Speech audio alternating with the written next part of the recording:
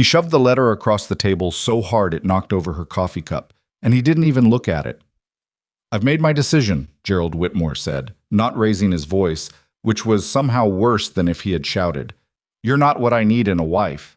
Vivian Ashcroft sat perfectly still while the coffee spread across the tablecloth in a brown stain that looked like a map of somewhere she'd never been. 3 weeks she had traveled to reach Butte, Montana. 3 weeks of soot and bad food and a sleeping car that smelled like wet wool. And this man, this perfectly pressed, perfectly respectable man, had decided in 11 days that her opinions were an inconvenience he couldn't afford. She was 31 years old. She had buried her mother, lost her father's business to creditors, and sold every piece of furniture in her childhood home just to afford the train ticket. And now Gerald Whitmore was looking at her the way a man looks at a horse with a bad leg, like the cost of keeping her wasn't worth what she'd return. If this were you, if you had crossed half a continent to build a new life, and a man looked at you like you were the problem, what would you do? If you've ever been told you were too much or not enough, or simply the wrong kind of person for what someone needed, stay with Vivian Ashcroft. Because this is where her story truly begins, and I promise you, it goes somewhere none of them expected. If stories like this speak to you, please subscribe to our channel and follow along until the very end. We have more tales coming that will stay with you long after the final word. Hit that like button and drop a comment telling us what city or country you're watching from. I want to see exactly how far this story travels. The morning Gerald Whitmore made his decision, the sky above Butte was the particular gray that feels less like weather and more like a warning. Vivian had been staying at Mrs. Hargrove's boarding house for 11 days, which cost money she didn't have in great supply, and she had spent those 11 days doing everything a sensible woman in her position was supposed to do. She had been pleasant at supper. She had listened to Gerald talk about his dry goods business with genuine interest, because she was genuinely interested. She had kept her father's accounts for 6 years before the bank took everything, and she knew the difference between a well-run operation and one bleeding quietly from a dozen small wounds. Gerald's was the second kind. He ordered too much of the wrong inventory, kept sloppy records, and extended credit to men whose reputations preceded them in ways Gerald apparently hadn't bothered to investigate.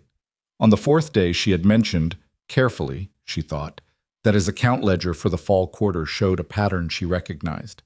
Gerald had looked at her the way a man looks at a cat that has just spoken. "Women don't generally concern themselves with ledgers," he said. "My father did," she said, "and I did, after he couldn't." There was a silence that stretched out like pulled taffy, and then Gerald had said, "Well, that's admirable, I'm sure," in a tone that made it clear he found it nothing of the sort. She had told herself she was imagining the temperature drop. She had told herself that practical men respected practical skills, and that Gerald would come around once he saw she wasn't threatening him, only offering.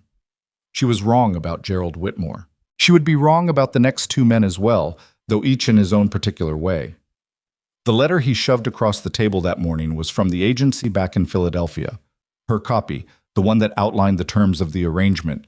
He had gotten his own copy out and written in the margin, in a hand that pressed too hard on the paper, "Does not suit. Return passage requested." "You've already contacted the agency," Vivian said, "last evening." "Without speaking to me first." Gerald finally looked at her then. He had a square face and careful side whiskers, and he looked at her the way a man looks when he believes he is being entirely reasonable and cannot understand why the other person won't simply agree. "Miss Ashcroft, I need a wife who will manage a household, not a business partner." Vivian picked up the letter. She folded it once, twice, and set it in her skirt pocket. "Mr. Whitmore," she said, "you need both. You just don't know it yet." She stood, smoothed her dress, and walked out of the dining room with her back straight and her jaw set, and the kind of composure that costs a woman more than people ever think to credit her for. She got to the top of the stairs before her hands started shaking. The second man's name was Foster Crane, a cattle rancher outside of Missoula who had corresponded with her for 3 months before she arrived. His letters had been earnest and long, full of descriptions of his land and his hopes, and she had read them on the porch of her aunt's house in Philadelphia in the last weeks before she left. And she had thought, this one is different. Foster Crane was different.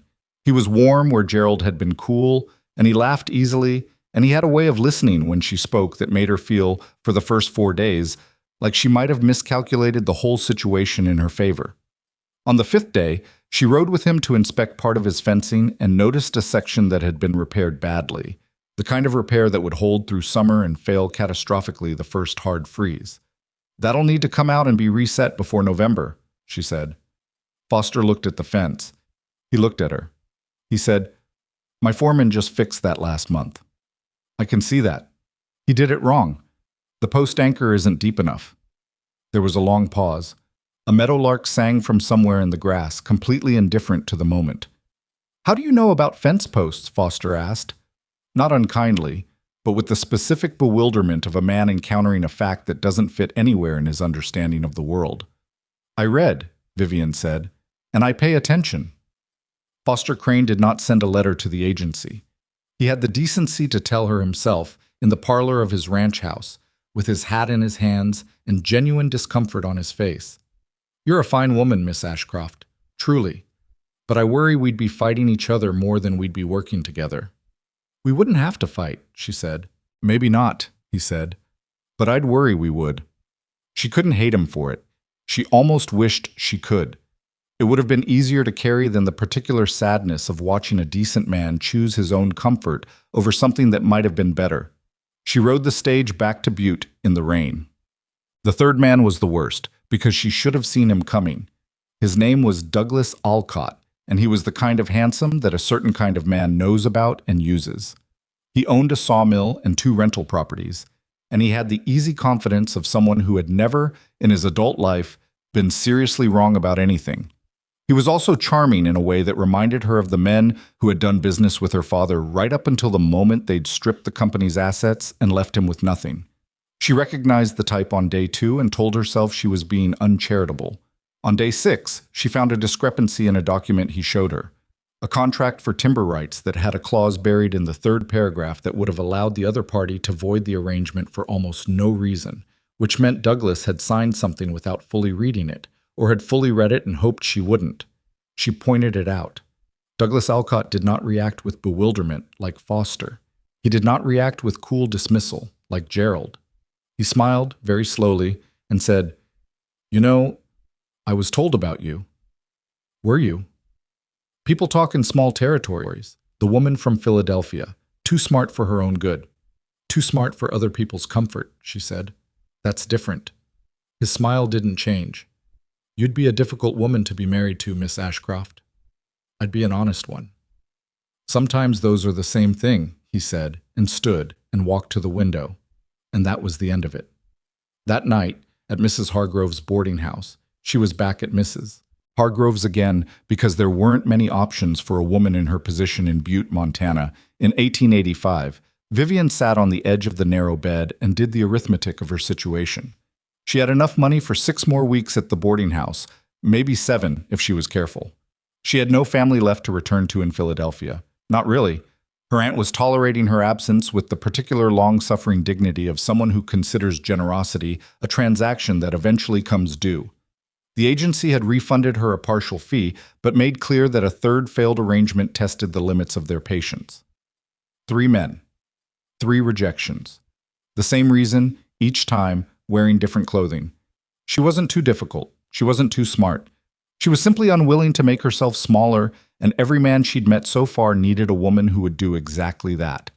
She lay back on the bed and stared at the water-stained ceiling and thought, "I am 31 years old and I am out of options, and I am not going to cry about it."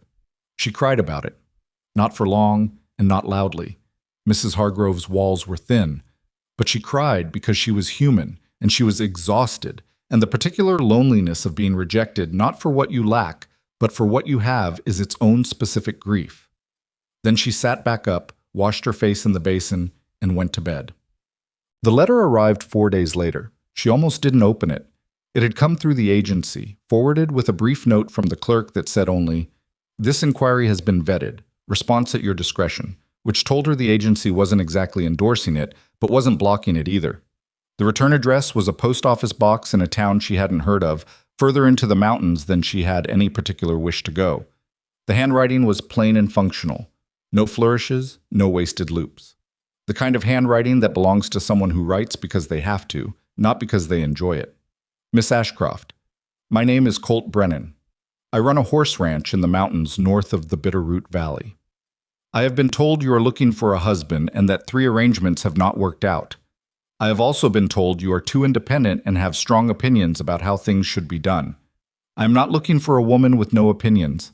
I am looking for someone who can work hard and survive a Montana winter and make decisions when I'm not there to make them. The ranch is isolated and the work is relentless, and I won't pretend otherwise. I am 38 years old. I have a scar along the left side of my face and jaw from a fire 7 years ago that also killed my first wife and my son. I tell you this because you will see it when you arrive, if you come, and I prefer you know before you decide. This is not a romantic offer. It is a practical one. If you're looking for comfort or ease, I am not the right choice. If you are looking for honest work and a place where what you can do matters more than whether you stay quiet while doing it, you are welcome to come and see if it suits. The decision is yours. See. Brennan Vivian read it twice. Then she set it on the table and went to the window and looked out at the street below, where a wagon was getting stuck in the mud in slow, inevitable increments while the driver swore at his horses. The decision is yours. 3 men had handed her rejections dressed up as decisions. This one handed her an actual decision dressed up as nothing at all. She picked up the letter and read it a 3rd time. She noticed that he did not say he needed her to want him. He did not say she would come to love the life or the mountains or the isolation. He said it was hard, and he said he needed someone who could handle hard, and he offered no guarantees of anything except honesty.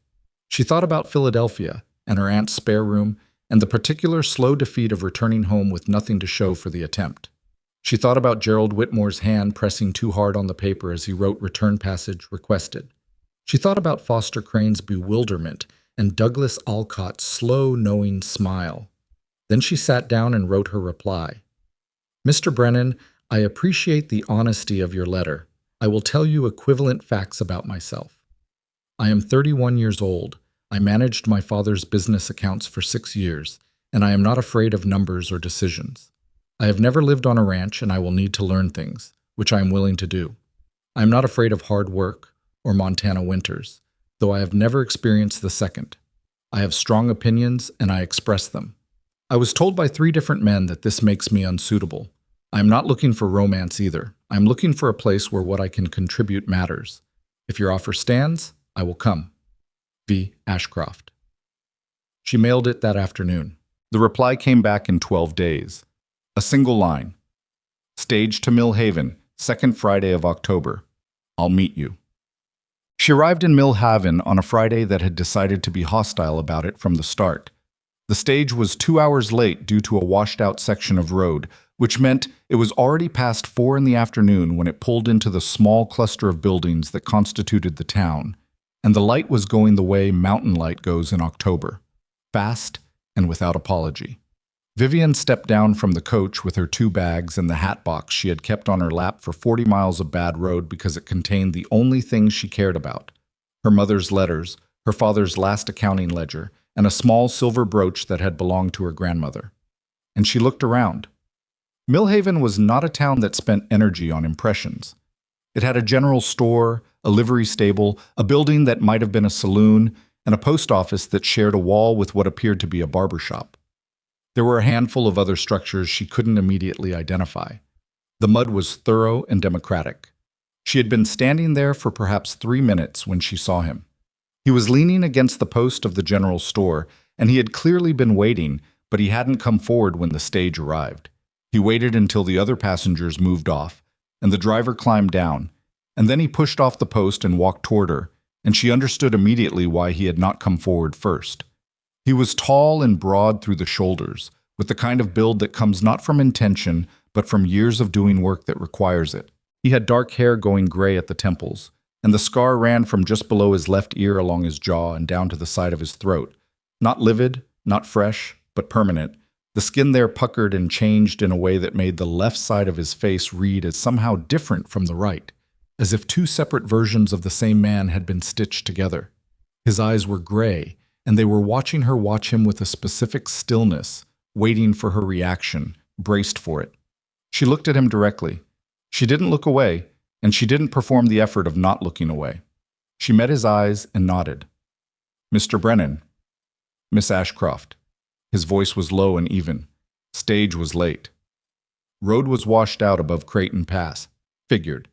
He picked up her bags, both of them, before she could make a decision about whether to hand them over or insist on carrying one herself. Wagons at the livery. We'll make the first ridge before dark if we move. She kept the hat box and followed him. That was the whole of their introduction. They drove for 3 hours, and he spoke perhaps 40 words. She didn't fill the silence, because she had learned, somewhere between Gerald Whitmore's dining room and this wagon on a mountain road, that not every silence needed filling, and that the ones you filled unnecessarily were the ones you later wished you'd left alone.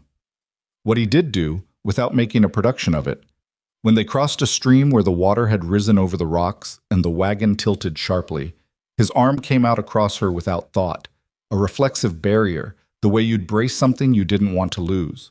He pulled it back when the wheels found solid ground, and he didn't mention it, and neither did she. The road climbed steadily into the mountains. The trees thickened, the last of the light left the sky in ribbons of orange and dark red, and then it was dark, and he drove by lantern and by a knowledge of the road she understood was not something you acquired quickly. They arrived at the ranch after dark. She could see the shape of it more than the details. A main house that was larger than she'd expected, a barn, outbuildings, the smell of horses and hay and wood smoke. Lights in the barn, which meant someone was working late. He stopped the wagon at the house. A man appeared from the barn, older, lean, moving with the unhurried ease of someone who had been doing physical work for 50 years and saw no reason to change his pace about it. "This is Harlan," Colt said. "He runs the hands." Harlan tipped his hat. He had the kind of weathered face that makes age impossible to guess. He could have been 60 or 75. "Ma'am, house is warm. Pearl left supper on the stove." "Pearl's the cook," Colt said. "She comes in mornings, goes home at midday." "I'll need to learn where everything is," Vivian said, to Harlan as much as to Colt. "When it's convenient." Harlan looked at her for a moment, then at Colt, then back at her. Something in his expression shifted slightly, though she couldn't have named the direction. "Morning'll do," he said, and went back to the barn. Colt carried her bags inside without asking. She followed.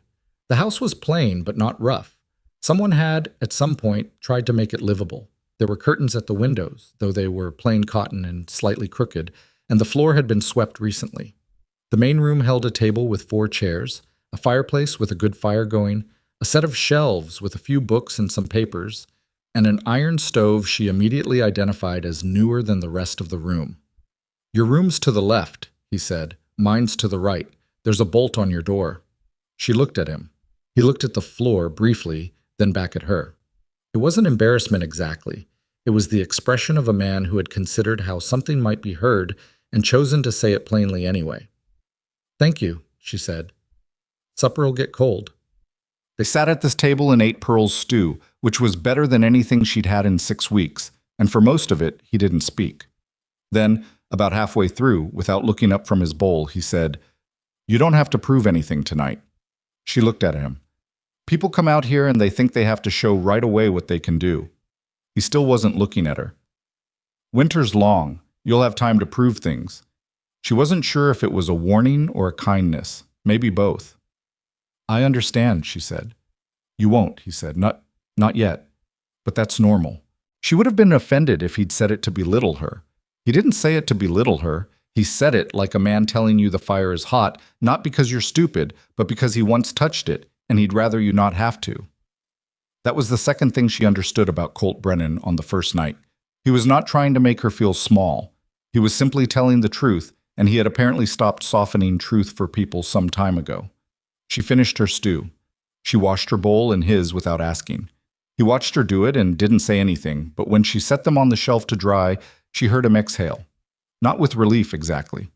With something more like the cautious acknowledgement that the situation was, so far, survivable. The first week was an education in how much she didn't know. She had expected hard work. She had not fully understood that hard work in this context meant waking before 5 in temperatures that made her breath visible in her own bedroom, starting a fire with wood. She had to learn to split, feeding herself and having coffee ready before Colt came in from the first morning check of the animals. She had not understood that managing the household on a ranch this size meant tracking food stores across a winter that could run 6 months, mending not delicately but practically, the kind of repair that keeps a seam together under actual physical strain, and making decisions constantly about resources and priorities and trade-offs, all without anyone to ask and no pattern to follow but her own logic. On the third morning, she split her thumb open on the wood axe. Not badly. She'd survive, but badly enough that she stood in the cold for a moment with blood dripping into the snow and thought very clearly, Gerald Whitmore has warm hands right now. Then she wrapped it with a strip of cloth she cut from an old shirt she found in the rag bin, finished splitting the wood, and brought it inside. Colt noticed the wrapping. He didn't ask about it, which she appreciated. He said, "There's a way to brace the log so it doesn't turn." And the next morning he showed her without making it a lesson, just standing beside her and doing it while she watched. That was how he taught her things. Without ceremony. Without making her feel the gap between what she knew and what she needed to know. He just showed her, once, sometimes twice, and then trusted her to either get it or ask. She almost never asked twice. The Cowboys were another matter. There were 4 of them. A young one named Denny, who was 17 and could barely grow a beard, 2 brothers called Reed and Early, who had worked for Colt for 6 years, and reserved judgment on everything as a matter of principle, and an older hand named Chet, who had opinions about women running ranch households and made no great effort to conceal them. Chet didn't say anything outright rude. He was too experienced for that. He simply had a way of answering questions she asked, with answers slightly too brief to be useful, as if the whole interaction were a waste of time. He was too professional to refuse, but too wise to invest in. Vivian noticed. She filed it away. She didn't confront it. On the 8th day, she went through the supply ledger, an actual ledger, not just a list, which told her immediately that someone previous had made an effort at records, and found that the grain ordering was running roughly 20% over what the herd actually required, which either meant someone was calculating wrong or someone was skimming. She sat with it for a day before she said anything, because she wanted to be certain, and then she brought it to Colt not as an accusation, but as a question. "Your grain orders for the last 4 months," she said, and set the ledger open on the table where he was eating breakfast. "Can you tell me how many horses you were running in July?" He looked at the page. He didn't answer right away. He looked at it for a long moment with the focused stillness of someone who understands what they're being shown. 23 head. And the grain delivery that month was sized for 30. Silence. "Who orders the grain?" she asked. He looked up at her then. His gray eyes were flat and careful. "Chet handles supply orders." Another silence, different in texture. "I'm not saying he's stealing," she said. "I'm saying the numbers don't add up, and there are 2 explanations and I can't determine which without knowing more about how it's been done." Colt was quiet for long enough that she wondered if she'd misjudged the moment. If this was one of those places where being right was going to cost her more than being quiet would have. Then he pulled the ledger towards him and looked at the columns again. "Show me the last 6 months." She sat down across from him and walked him through it. Chet Drummond left at the end of that week. Colt handled it himself, privately, and he didn't tell her what was said, and she didn't ask. Chet left without incident, which told her Colt had handled it with enough authority that Chet understood the exit was not negotiable. Denny, the 17-year-old, came to her 3 days later with a question about whether she knew how to make cornbread because Pearl's recipe made it too dense and his mother's had been lighter. She said she'd try to figure it out, and he could tell her what he thought. She made 3 batches before she got it right. Denny ate the first 2 without complaint, which she respected more than she would have respected politeness. On the 14th day, Reed, the more talkative of the brothers, which was not saying much, stopped her near the barn and said, "Grain thieving's been going on near 2 years." "I figured," she said. Colt didn't know. "I know he didn't." Reed looked at her for a moment. "You didn't make a big thing of it," he said, which was the closest she would ever hear him come to a compliment. "It didn't need to be a big thing," she said. "It just needed to be fixed." He nodded and went back to work. That was the first time she felt something that wasn't relief or exhaustion or determination, something quieter than all of them, something that might eventually be described as belonging. The hardest moment of the first month came not from work or weather or the hands. It was a Saturday evening, 2 weeks after she arrived, and she had come in late from helping Early move a horse that had gotten herself caught in a section of old fencing. She was cold through to the layer that doesn't warm back up immediately, and she was dirty, and one of her sleeves was torn from the shoulder where the horse had thrown her head, and she had a bruise on her forearm she was pretending wasn't there. Colt was at the table when she came in. He had a glass of whiskey and a newspaper that was 3 weeks old, which was what passed for current events at this altitude and remove. He looked up when she came in, took in the sleeve and the mud and the careful way she was holding her arm, and said nothing. She went and washed at the basin. She changed her shirt. She came back and put the kettle on and sat at the other end of the table. After a while, he said, without looking up from the newspaper, "Early should have gone for that horse himself. I told him I'd help. You didn't have to." "I know." She looked at her hands, which were red from the cold and had a new callus forming on the right palm that hadn't been there a month ago. "I wanted to see how it was done." He was quiet again. Then, "Did you?" "Mostly. I'd do the second half differently next time." Something in his face changed, so slightly she almost missed it. Not a smile, not quite. The edge of one, maybe, or the memory of what one felt like. It was gone almost before she could register it. "Let me see the arm," he said. "It's fine." "Let me see it anyway." She pushed up her sleeve. The bruise had darkened to purple and green along the forearm, longer than she'd wanted to admit. He looked at it. He got up, went to the shelf where Pearl kept a tin of liniment, brought it back, and set it on the table in front of her without touching her arm or asking permission for anything. She opened the tin and applied it herself. It smelled terrible. "Thank you," she said. He went back to his newspaper. "Mr. Brennan," she said. He looked up. "I don't need to be managed," she said, "but I appreciate when someone notices." He held her gaze for a moment. There was something in his expression she couldn't fully read. Not just in this moment, but as a general fact about him. He kept things in places she couldn't yet locate. "I know that," he said, and went back to the paper. It was not a declaration.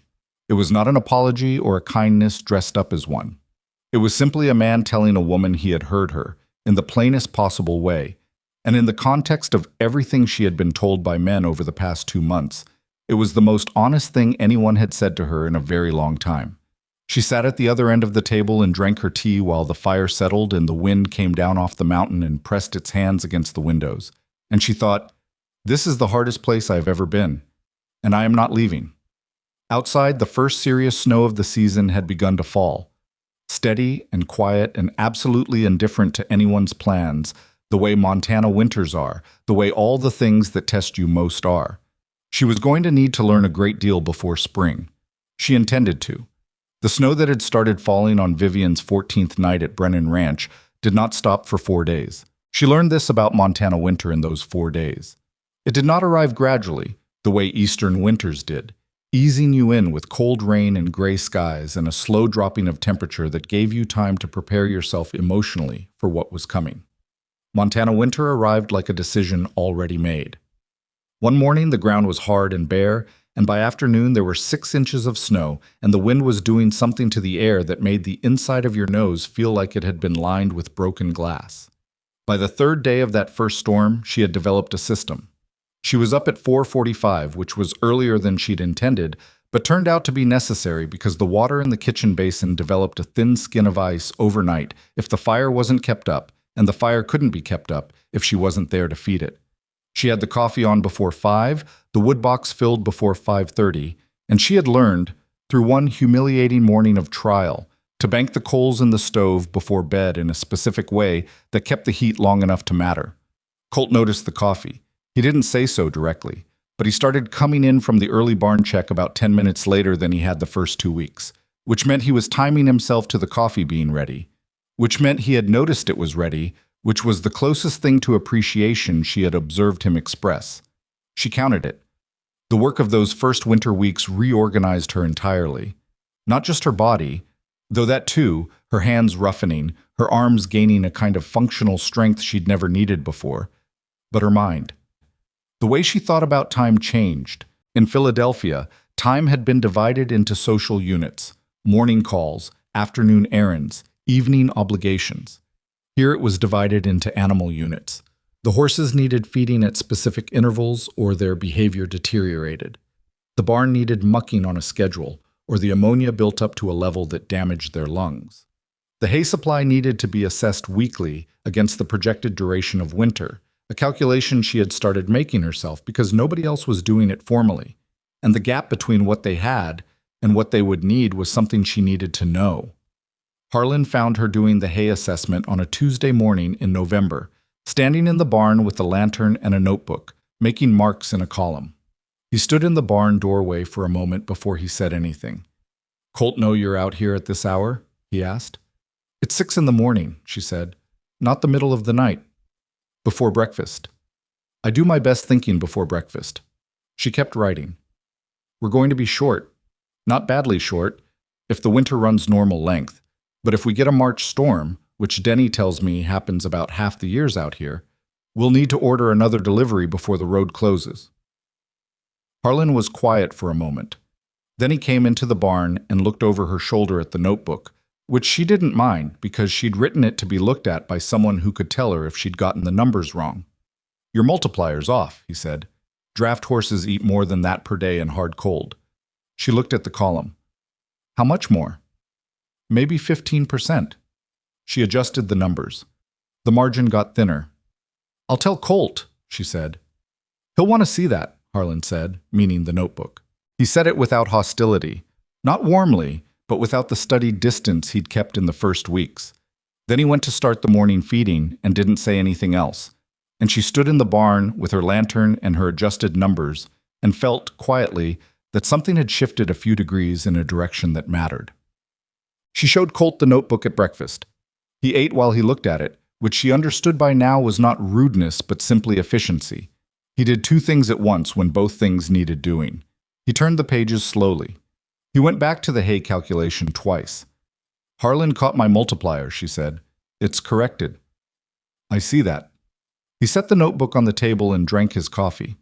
Outside, the wind was doing something theatrical to the chimney that made the fire gutter. "I'll send Reed to Millhaven before the road closes. Order for the full gap plus 10% buffer." "That's what I'd recommend." He looked at her across the table. "Is there more like this? Things you found?"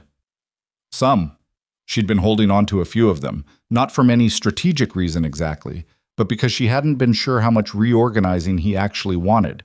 And there was a difference between noticing a problem and assuming you'd been given license to address every problem you noticed. "Bring it all," he said. "One time. I don't want to have this conversation 6 times over the winter." She brought it all that evening after supper, the hay calculation, a discrepancy in the medical supply inventory that suggested they were low on wound dressing before the season when they most needed it. A note about the barn's north-facing door that was losing heat through a gap she'd stuffed with rags as a temporary measure, but needed proper repair, and a proposal for tracking the breeding schedule in a way that would let them plan feed costs a full season out rather than guessing. She set it all on the table and sat down and waited. Colt went through it without speaking. He was thorough. He didn't skim. When he finished, he squared the pages and set them down and looked at the fire for a moment. "You've been here 6 weeks, he said. "Yes." "You found more in 6 weeks than I've missed in 6 years. "You've been running the ranch," she said. "You can't also audit it." He looked at her. Something behind his eyes was working through something she couldn't see. "That's a generous interpretation." "It's the accurate one." Another silence. I was quiet in a way that had specific weights to it. She was learning to read them, the different kinds of quiet he carried. This one was not comfortable silence or hostile silence, but something in between. The quiet of a man who had been running alone for long enough that being seen by another person required adjustment. "The breeding records," he said finally. "That's something I've wanted to do for 3 years. Never had the time." "I have time," she said. I have the part of time that isn't taken up by the house, which is not unlimited, but it's more than you have." He was quiet again. Then, "Start with the last 4 years. I'll tell you what I remember about each mare." That was how the breeding ledger began, with Colt at the table after supper each night for a week, talking through his horses the way some men talk about their children, with a specificity and a care that was the most animated she had seen him. He knew each animal's temperament, its strengths, its particular refusals, the way a specific mare's foals tended to throw long legs that needed time to fill out, but were exceptional once they did. He knew bloodlines back 3 generations. He knew which studs in the territory were worth the fee and which ones were reputation built on one exceptional offspring everyone kept citing. She wrote it all down. She asked questions when she needed to, and she didn't ask them when she didn't, and at the end of the week they had the beginning of something that could actually be used as a planning document. On the last night, when they'd finished and she was organizing the pages, he said without preamble, "My wife didn't like horses." She stopped organizing. She waited. She wasn't afraid of them. She didn't see the point of them as more than tools. They were a means to an end for her. He was looking at the table. She was a good woman. I'm not saying it as a criticism. I understand. I thought about it sometimes. If we'd lived long enough to build the breeding program I was planning, whether she'd have ever cared about it. The fire had settled low. She should have put more wood on 10 minutes ago, but she hadn't moved because she understood that this particular kind of sentence from this particular kind of man was rare, and interrupting it to tend the fire was the wrong choice. "Did she know how much you cared about it?" Vivian asked. He was quiet for a long time. "I don't know," he said. "I didn't talk about things then the way I maybe should have." "People don't always," she said. "They think the other person knows." "Yeah." He pushed back from the table and went to put wood on the fire himself. When he came back, he didn't sit down. "Early start tomorrow. Reed thinks the north pasture fence took damage in the last storm." "Good night, Mr. Brennan." "Good night." He went to his room. She sat for a few more minutes in the quiet of the main room, with the fire he'd tended and the breeding ledger she'd built, and the weight of what had just been said, and then set aside between them like something fragile put carefully on a high shelf. She was 31 years old, and she had been in this man's house for 6 weeks, and she did not know him, not really. But she was beginning to understand the shape of the things she didn't know, which was different from simply not knowing them. December arrived and made November look moderate. The temperature dropped to places she had no prior reference for. Not cold that you wore more coats against, but cold that changed the physics of things. Metal that stuck to skin, wood that cracked in the night with sounds like gunshots, breath that froze on a wool scarf within 30 seconds of wrapping it. The horses grew out their winter coats and looked like different animals. The cattle on the lower pasture, Colt ran a small beef herd for the ranch's own use, moved in tight clusters that the cowboys joked about, but that served an actual thermal purpose. She stopped taking cold personally. That was the first mental adjustment. In the East, bad weather was an imposition, something that disrupted plans and required complaining about. Here, it was simply the condition of existence for several months of the year, and complaining about it was as useful as complaining about gravity. The second adjustment was loneliness. She had expected to miss people. She had not expected the particular texture of this loneliness, which was less about missing specific individuals than about the absence of the social fabric she'd always taken for granted.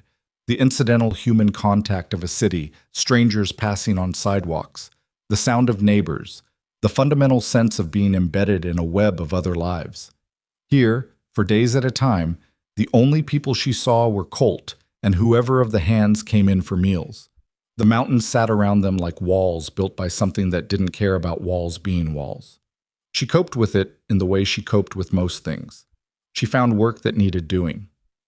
The accounting system for the ranch was functional but not organized in any way that let you ask questions of it. You could find out what had been spent, but you couldn't easily find out what had been spent on what, or how that tracked against previous years, or whether any category was running above what it should. She redesigned it. It took her 3 weeks of evenings to transfer the old records into the new system, and when she was done, she had a ledger that could tell her, at a glance, where money was being lost. She found 2 places. The first was the farrier cost, which was higher than it should have been given the number of horses, not because the farrier was overcharging, but because the shoeing schedule was inconsistent, and horses were being brought in for emergency work that would have been routine work with better planning. The second was a supplier in Mill Haven whose prices on certain goods had increased 18% over 2 years without anyone seeming to have noticed or looked for alternatives. She brought both to Colt on a Saturday morning in December, over coffee, in the same plain way she'd brought the others. He read the figures on the supplier pricing and his jaw tightened. Radnor's been with us 8 years. He's also been quietly raising prices for 2. You know we'd notice? Apparently not, she said. Colt was quiet. Then, Who else supplies those goods in the territory? There's a new outfit in Helena. Their catalog pricing on the specific items we use is 11% below what Radnor's charging now, even with transport. He set down his coffee. You've already looked. I looked before I brought it to you. It seemed more useful to bring you options than just a problem. He looked at her. Not the considering look he sometimes had, but something more direct. Most people bring the problem, he said. Most people haven't run a business that was failing while they stood there watching it fail, she said. It came out more sharply than she intended. She was thinking of her father, which she usually didn't do out loud. Colt heard it. He didn't react to the sharpness, which was its own kind of consideration. Your father's business? He asked. Dry goods, Philadelphia. She picked up her coffee. He was a better man than businessman, and by the time I understood the books well enough to see what was wrong, there wasn't enough time left to fix it. He was quiet for a moment. Outside, the wind was low today, almost gentle, which this far into winter felt like a gift. How old were you? 23 when it started going, 26 when we lost it. She looked at the window. I could see every place where a different decision would have saved it. That's a particular kind of difficult, knowing that. Yeah, he said, just that. But he said it the way someone says something when they're not filling silence but actually agreeing with something they know firsthand. They didn't say anything else about it. They didn't need to. She learned his silence is the way you learn a landscape. Not all at once, but incrementally, building a map from repeated exposure. There was the silence that meant he was thinking and didn't want interruption. There was the silence that meant something had happened that he was absorbing before he decided how to respond. There was the silence that meant he was tired in a way that went below the physical, the silence she associated with the evenings when he'd been out in the worst weather and came in carrying something she couldn't see but could feel in the room. Those evenings she found things to do in the kitchen, not to avoid him, but because she understood that the presence of another person when you're carrying something invisible can be either a comfort or an intrusion, and she wasn't yet sure which she was to him, and so she chose the option that put the decision in his hands. Sometimes he'd come and lean against the kitchen doorframe and talk about whatever had happened outside. A horse with a developing lameness, a fence section that was worse than they'd thought, a problem with one of the hands she hadn't heard about yet. Not asking for advice necessarily, sometimes just speaking it into the room to get it out of his head. She'd respond when there was something useful to respond with, and when there wasn't, she wouldn't fill the space with noise. And she came to understand that this was something he had not had before. Someone who could hold silence alongside him without making the silence mean something it didn't. One night in late December, Denny came in from the barn looking pale under his usual wind-burned color and told them that a mare named Callie had started showing signs of foaling too early. Colt was already moving before Denny finished the sentence. Vivian followed without asking, pulling her coat off the hook and stepping into her boots, because she had watched Colt with the horses enough to know which ones mattered most, and Callie mattered most. She was the best breeding prospect on the ranch, carrying a foal from a stud whose bloodlines Colt had spent 2 years trying to access. The barn was bright with lanterns and warm with animal heat, and the specific tension of something going wrong that you could see but not yet stop. The mare was down. Reed was with her, and he looked up when Colt came in with the particular look of a man who wants to hand a problem to someone better equipped to handle it. Colt went to his knees in the straw beside the horse without hesitation. He spoke to her. Low, even. A run of words Vivian couldn't quite hear, meant for the horse and not for anyone else. He assessed her quickly, with the thoroughness of someone who knew what he was looking for. How long has she been down? He asked. 20 minutes, maybe 25. Reed said. Colt worked through the next 2 hours with a focus that Vivian watched and didn't interrupt and tried to assist where she could, handing him things, holding the lantern where he needed it, staying out of the way when she was not needed, which was most of the time. She hadn't assisted at a foaling before, but she was a quick study in other people's competence, and she could see that Colt had done this many times and didn't need her to do anything except not be a problem. At 2:15 in the morning, the foal was delivered and the mare was alive, and Colt sat back in the straw and let out a breath that had probably been held in some form for the better part of those 2 hours. The foal was a pale gray that would likely darken. She was shaky on her legs the way all of them are, but she was trying, and Callie, exhausted as she was already orienting toward her. Denny, who had stayed the whole time and was now drooping with tiredness, said, "She's beautiful." Nobody disagreed. Colt looked at Vivian, who was still holding the lantern. In the lantern light, his scar was pronounced, shadows catching the irregular skin along his jaw and throat, and he looked tired and satisfied and something else she didn't have a word for yet. "Good assist," he said. "You did the work," she said. "I always do the work," he said. "Nice to have someone useful in the barn." It was not a declaration. She wasn't looking for one. But she filed it in the same place she filed the arm that had come out across her on the crossing stream, and the coffee timing, and the liniment tin set on the table without touching her arm. She was building, slowly and without ceremony, a record of what this man did instead of what he said. And the record was becoming interesting. January broke something in her she hadn't known was breakable. Not dramatically, not in one moment. It was cumulative. 6 weeks of cold that genuinely did not relent, of days when the sky was the same white from horizon to horizon, of the kind of isolation that starts to feel less like circumstance and more like character, as if the mountains had decided she needed to find out what she was made of and had committed to the test. She got sick. Not seriously. A cold that moved into her chest and stayed there for 10 days. The kind of sick where you feel well enough to keep working, but not well enough to do it without cost. She kept working because there was nobody to take the parts of it that were hers, and because stopping felt like yielding to something she didn't want to yield to. On the 4th day of the cold, Pearl, who came mornings and usually kept a professional warmth that didn't extend to the personal, brought her a jar of something she'd made at home, dark and dense with herbs, and set it on the table without much ceremony. "Drink it with hot water," Pearl said. "Not because it tastes good, because it doesn't, but because it works." "Thank you," Vivian said. "You've been sick 4 days and still up before the hands," Pearl said. "That's stubborn or stupid, depending." "Probably both," Vivian admitted. Pearl made a sound that was not quite a laugh, but was in the neighborhood of one. "The last woman who tried to hire on here lasted 3 weeks," she said. "She was the sister of one of the hands. Reasonable woman. Just couldn't—" Pearl paused, choosing. "Couldn't get her footing. Too much at once." "How long have you been coming here?" Vivian asked. 4 years. Pearl was mixing something on the stove with her back to Vivian, which made the conversation easier somehow.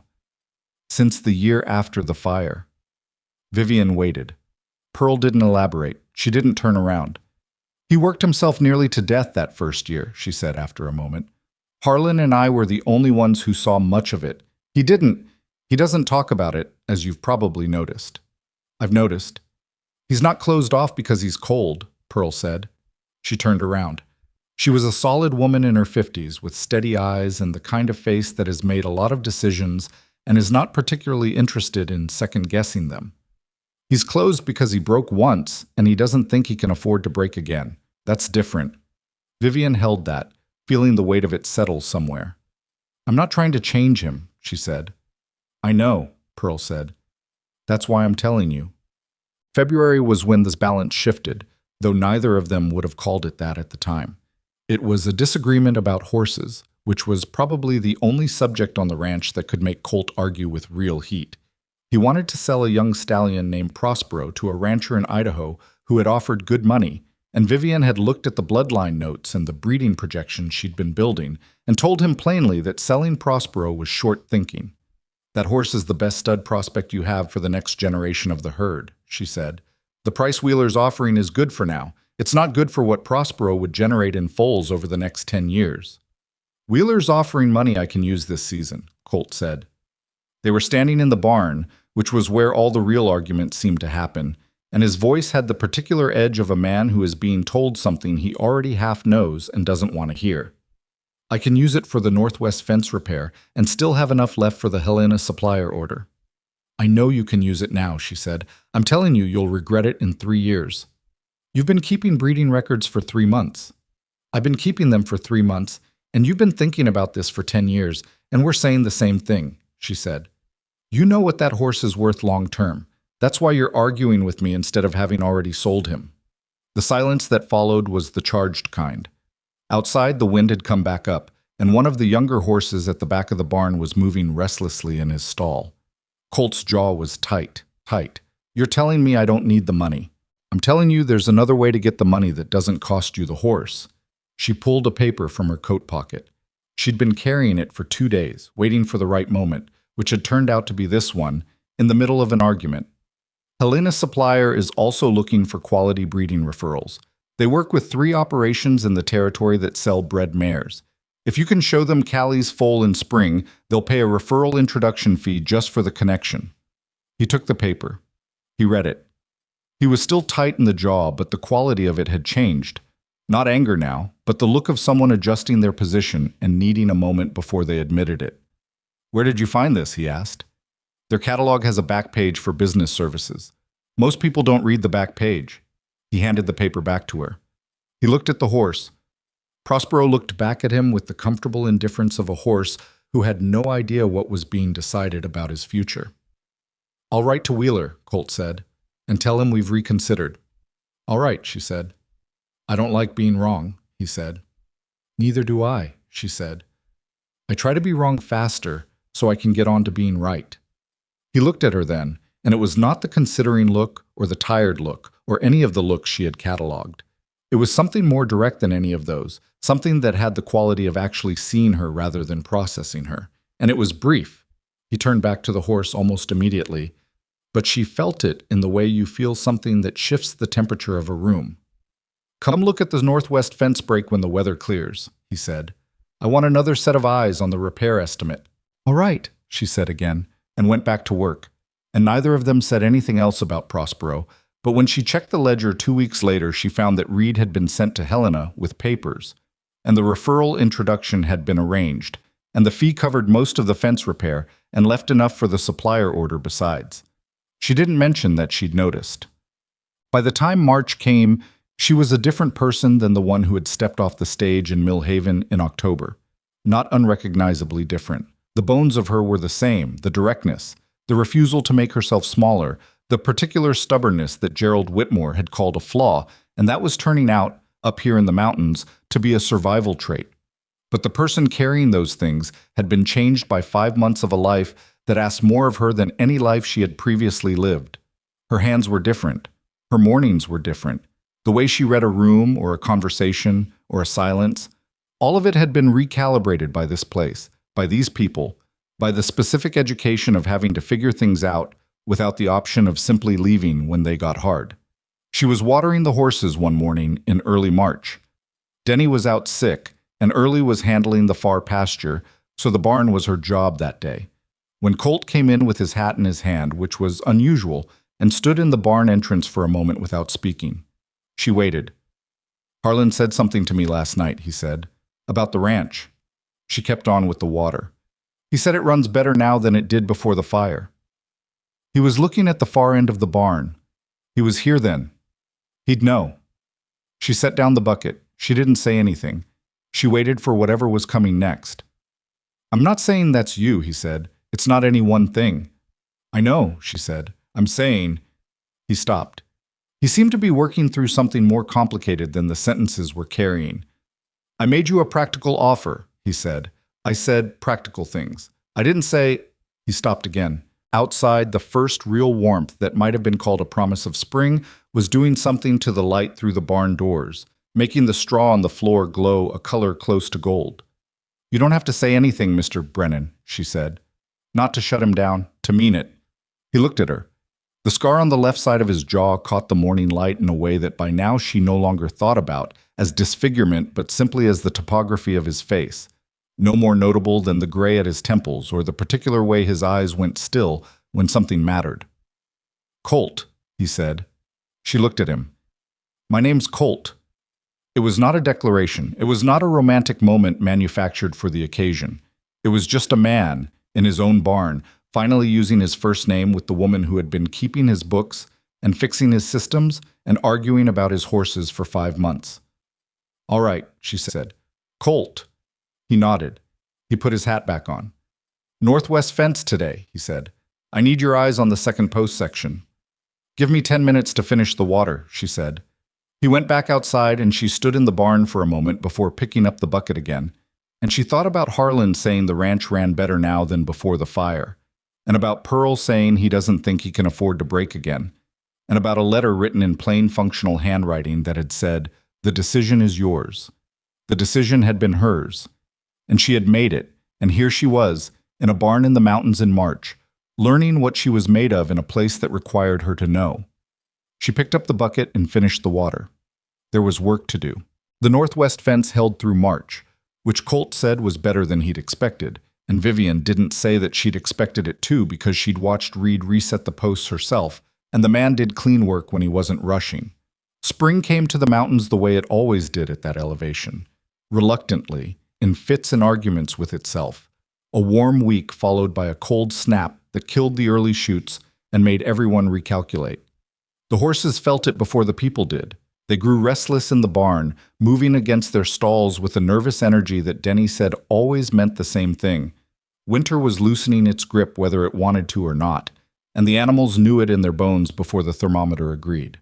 Vivian felt it too. Not restlessness exactly, but a kind of recalibration.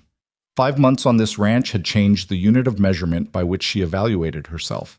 She was no longer thinking in terms of what she had come from. The failed arrangements, the boarding house in Butte, Gerald Whitmore's dining room with its spreading coffee stain, but in terms of what was in front of her. The breeding ledger, which now had 2 years of projected foal crops mapped against cost estimates. The hay supply, which had come through the winter with a buffer of almost exactly what she'd calculated. The ranch accounts, which were cleaner and more legible than they'd been in years, which she knew because Harlan had told her so without being asked, which meant it was true. She and Colt had reached a working rhythm that neither of them had named and both of them relied on. Mornings were parallel. She managed the house and the books, while he managed the animals and the hands.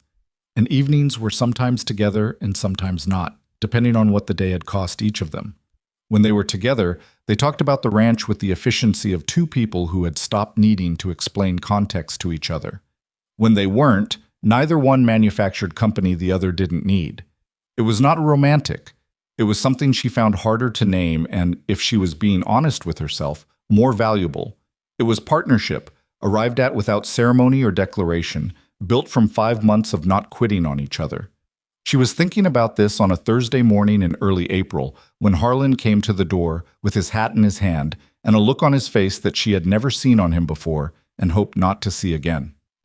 "There's been a slide," he said. "Up on the north face above Brennan Creek. Colt and Marcus went up yesterday afternoon to check the upper pasture fence." Vivian heard the words in the order they came, and her mind ran the implications before he finished the sentence. "When?" she asked. "Sometime overnight. Reed heard it, said it sounded like a cannon going off up in the mountains. We didn't know what it was until Denny went up this morning to take them breakfast and found the access trail buried under 30 feet of snow.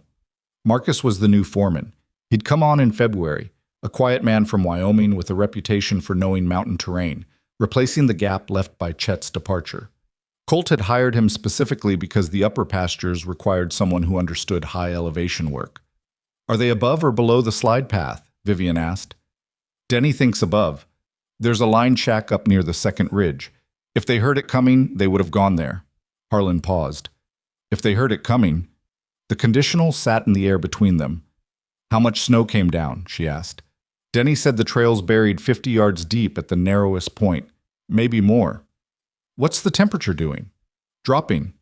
Front coming in from the northwest. Could be more snow by nightfall." She was already reaching for her coat. "Who do we have available?" Harlan looked at her. Not with surprise exactly, but with the look of a man recalibrating where he had placed someone in his mental accounting. Reed, Early, Denny, the two seasonal hands Colt brought on for spring. Can Reed navigate the upper mountain in these conditions? "Better than anyone else on this ranch," Harlan said. "But even Reed won't say that trail is passable right now. Are there other ways up?" Harlan was quiet for a moment. "There's the Eastern Ridge approach. Longer, steeper in sections. It's what Colt uses when the main trail floods in spring runoff." "Does anyone else know it?" "Harlan knows it," Reed said from behind her. She turned. Reed was standing in the kitchen doorway. He had his heavy coat already on and his rope coiled over one shoulder, which told her he had heard everything and had already made his own decision about what came next. "How long does the eastern approach take?" she asked. 4 hours in good conditions, Reed said. 6 if the snow's deep on the upper section. "We need to go now," she said. Harlan said. Mrs. Brennan, the weather. The weather is getting worse, not better, she said, which means every hour we wait makes it harder, not easier. If they're in the line shack, they have some shelter, but that shack isn't stocked for more than a day. And if they didn't make it to the shack, she stopped, finished the sentence differently. We go now. Harlan and Reed looked at each other. Something passed between them. Not disagreement with her, but the working out of a different question, which was whether she understood what she was proposing. The Eastern Ridge is serious terrain, Harlan said. Even experienced mountain hands don't. I know I'm not experienced mountain terrain, she said. I'm also not asking to lead. I'm asking to go. Reed leads. Harlan, you know the approach. I'll do what I'm told and I won't slow you down. And when we get there, having a third person on that mountain might be the difference between bringing them down or not. A silence. She's right, Reed said. Harlan looked at him. She's right about the third person, Reed said, without inflection, the way he said most things. And she's right about the weather window. We go now or we don't go at all today. Harlan put his hat back on. Denny stays here. I won't risk the boy on that ridge. He looked at Vivian. You follow where I walk. You do not move off the path I make. You tell me immediately if you're in trouble. Is that clear? Yes, she said. It's not a conversation, he said. Up there, what I say is final. Can you accept that? She looked at him steadily. I just said yes. She had thought she understood cold. She had learned that first winter what cold meant. The ice in the basin, the cracking wood, the air in your nose that felt like glass. She had recalibrated every previous understanding of physical discomfort in 5 months on this ranch. None of it had prepared her for the Eastern Ridge. The cold on the open mountain face was a different category of cold than anything she had experienced in the sheltered valley where the ranch sat. It was moving cold, wind-driven, and intentional, that found every gap in her clothing and worked into it methodically. Within 40 minutes of leaving the tree line, she could no longer feel her face completely. Her hands, inside 2 layers of gloves, had gone from painful to numb, in a way that scared her more than the pain had. She followed Harlan's footsteps exactly. She did not look down. When the path narrowed to a ledge above a drop she couldn't see the bottom of, she fixed her eyes on Harlan's back and put her feet where his feet had been and did not let herself think about what she was walking over. Reed was behind her. Once, when the path turned sharply and she hesitated half a second, she felt his hand between her shoulder blades. Not pushing, just there, steadying, gone, as soon as she moved again. She understood it was the mountain version of the arm Colt had put across her on the stream crossing in October. And she understood that these men, who had said very little to her in 5 months about whether they accepted her presence on this ranch, were on this mountain with her, and that was a fact that meant something. The snow on the upper section was knee-deep in places, and the trail had vanished entirely under it, so that Harlan was navigating by terrain features she couldn't yet read. The shape of ridges, the angle of rock faces, the way the mountain showed its bones under the white.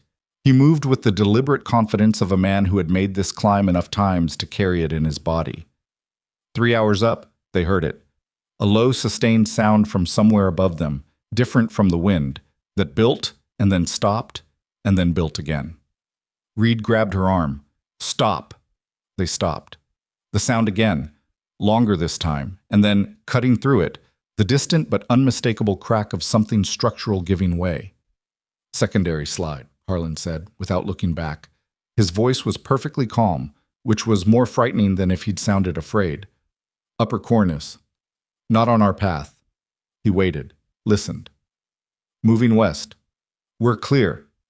He started walking again. Her heart was going at a speed she was choosing not to count. She started walking. Another hour.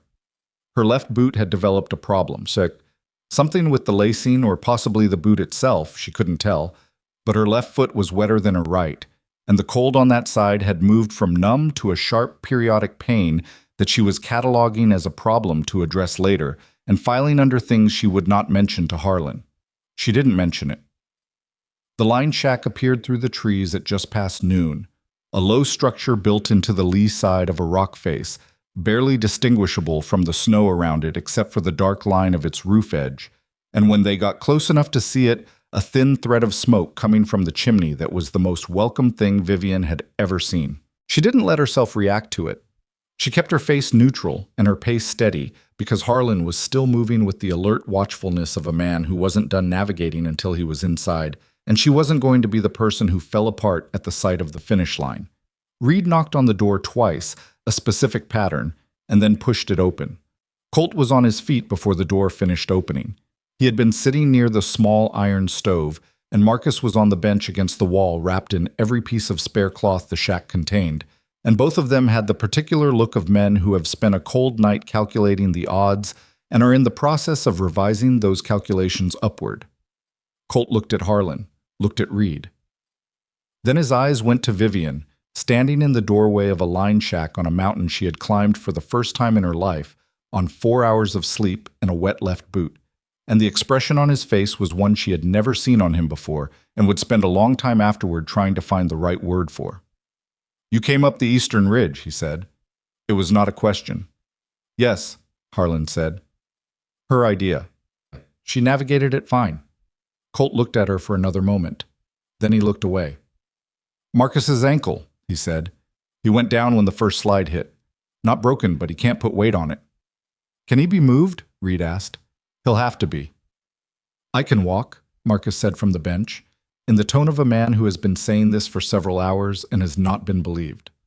"You'll walk when we tell you to walk," Reed said, without heat, and Marcus subsided. They stayed in the shack long enough to warm their hands and eat from the provisions they'd brought up. Dried meat, hard bread, the tin of strong tea Vivian had insisted on bringing and which everyone had thought was excessive on the climb up and nobody thought was excessive now. Marcus's ankle was wrapped by Reed, who did it with the brisk competence of someone who had wrapped ankles on mountains before and would probably do it again. Colt sat near the stove and watched all of it and didn't say much, which was normal, except that his eyes kept going back to Vivian in the way they had since the door opened. Not staring, but checking, the way you keep checking something you're not quite sure is real yet. She was eating her bread and pretending not to notice. "Your boot's wet," he said. She looked down. The leather on the left boot was darkened in a way that was visible now that she was inside. "I know." "How long?" "About an hour into the upper section." He looked at her for a moment with an expression she would have called controlled frustration if she'd been asked to name it. "You should have said something." "To whom?" she said. "To Harlan, so he could turn around and leave you and Marcus in a line shack until the weather broke?" "No." He didn't answer that. He looked at the boot. "I'll lose any toes?" she asked, because she actually wanted to know, and there was no point in not asking directly. "No," he said. "Wet cold, not frozen. You'll have feeling back fully in a day." He paused. "It'll hurt when it comes back." "Most things do," she said. Getting Marcus down the eastern ridge took everything they collectively had. Reed and Harlan took turns with Marcus between them, supporting his weight across the sections where the trail was too narrow for two across. Vivian carried the extra gear, both the equipment they'd brought up and what Colt and Marcus had gone up with, distributed across her pack and her arms, and she moved steadily and didn't fall, which she considered a significant personal accomplishment given the terrain and the boot. Colt walked behind her for most of the descent. Not because she needed shepherding, she'd proven she didn't on the way up, but in the way that people position themselves when they are not yet willing to have the thing they are most concerned about out of their line of sight. On the section above the worst drop, where she had fixed her eyes on Harlan's back during the ascent, she felt Colt's hand come to her elbow. Not gripping, not controlling, but present, the way you hold a door for someone in weather without making it a statement about their ability to open doors. She didn't look back. She kept her eyes forward and felt his hand at her elbow for exactly as long as that section of trail required, and then they were past it, and his hand was gone. They reached the tree line as the light was thinking about leaving. The temperature was dropping with the conviction of a front that had decided to arrive whether anyone was ready. Denny met them at the edge of the lower pasture on horseback, leading 4 additional horses. He had apparently been making this trip every hour since they left, which was the kind of thing Denny did that nobody had asked him to do, but that reflected exactly who he was. 17 years old and already in possession of a reliable instinct for what a situation required. The ride back to the ranch was done mostly in silence, the particular silence of people who have used everything they have and are in the process of moving from survival back into ordinary life. Pearl was at the ranch when they arrived, even though it was well past her usual hours. She had supper on the stove and bandages set out on the kitchen table and did not make a production of either. She took one look at Vivian's boot, said kitchen chair, and when Vivian sat, Pearl removed the boot herself with the brisk efficiency of someone who has made a decision and does not require input. Colt watched from the doorway. Marcus was already settled in the spare room with his ankle elevated, under instructions from Reed that were concise and non-negotiable. Harlan had gone to see to the horses. The seasonal hands had dispersed to the bunkhouse. The kitchen was down to Vivian, Pearl, and Colt in the doorway. "Go sit down," Pearl said to him, without looking up from the boot. "You've been at elevation for 20 hours, and I can see it." He sat at the table. He looked like a man who had agreed to sit down because arguing with Pearl was not worth the expenditure of energy. Pearl examined Vivian's foot. It was white in places that should have been pink. "You'll have full feeling back in the morning," she said. "Tonight will be unpleasant." "So I've been told," Vivian said. Pearl looked up at her. Then she looked at Colt. Then she looked at the boot in her hand and set it by the door and stood up and said she'd see to supper. And the way she moved to the stove gave both of them the private courtesy of not being watched. Colt said, "You could have been killed up there." "So could you," Vivian said. "That's my mountain. I know the risks on it." "You didn't have the option of calculating risk last night," she said. "You were in a line shack. Someone had to calculate it for you." He looked at his hands on the table. He had them flat in front of him, which she had learned was something he did when he was working through something that had too many parts to go through quickly. "The Eastern Ridge in April," he said. "First time up, wet boot, secondary slide on the upper face. Harlan was there. Reed was there. I followed what they told me and I didn't slow them down." "I know that," he said. "Harlan told me. That's not—" He stopped, started differently. "When we heard the first slide hit last night, in the dark, and I didn't know where it had gone." He stopped again. His voice had not changed in volume or speed, but something in the construction of the sentences was different. Something was being said around the edges of the words rather than through them. "I didn't know where on the mountain it had gone," he said again. She understood what he was saying around that. "I'm here," she said, plainly. Not as comfort manufactured for the occasion, but as a statement of fact, the same way she'd said yes to Harlan on the question of following his lead. Factual. Available. He looked at her. In the lantern light of the kitchen, with Pearl moving quietly at the stove, he looked at her the way he had looked at her in the doorway of the line shack. That expression she still hadn't found the right word for. And then he said, "I know you are." Pearl set supper on the table and they ate it, and the conversation moved to Marcus and the pasture fence and the coming week's weather. And if anything had shifted in the room between them, neither of them named it, which was consistent with how they had always moved through things that mattered. Dumb. The weeks after the slide had a quality Vivian noticed but couldn't immediately account for. Colt talked more. Not dramatically more. Not in ways that would have been noticeable to someone who hadn't spent 6 months learning to read the particular frequencies of his silences.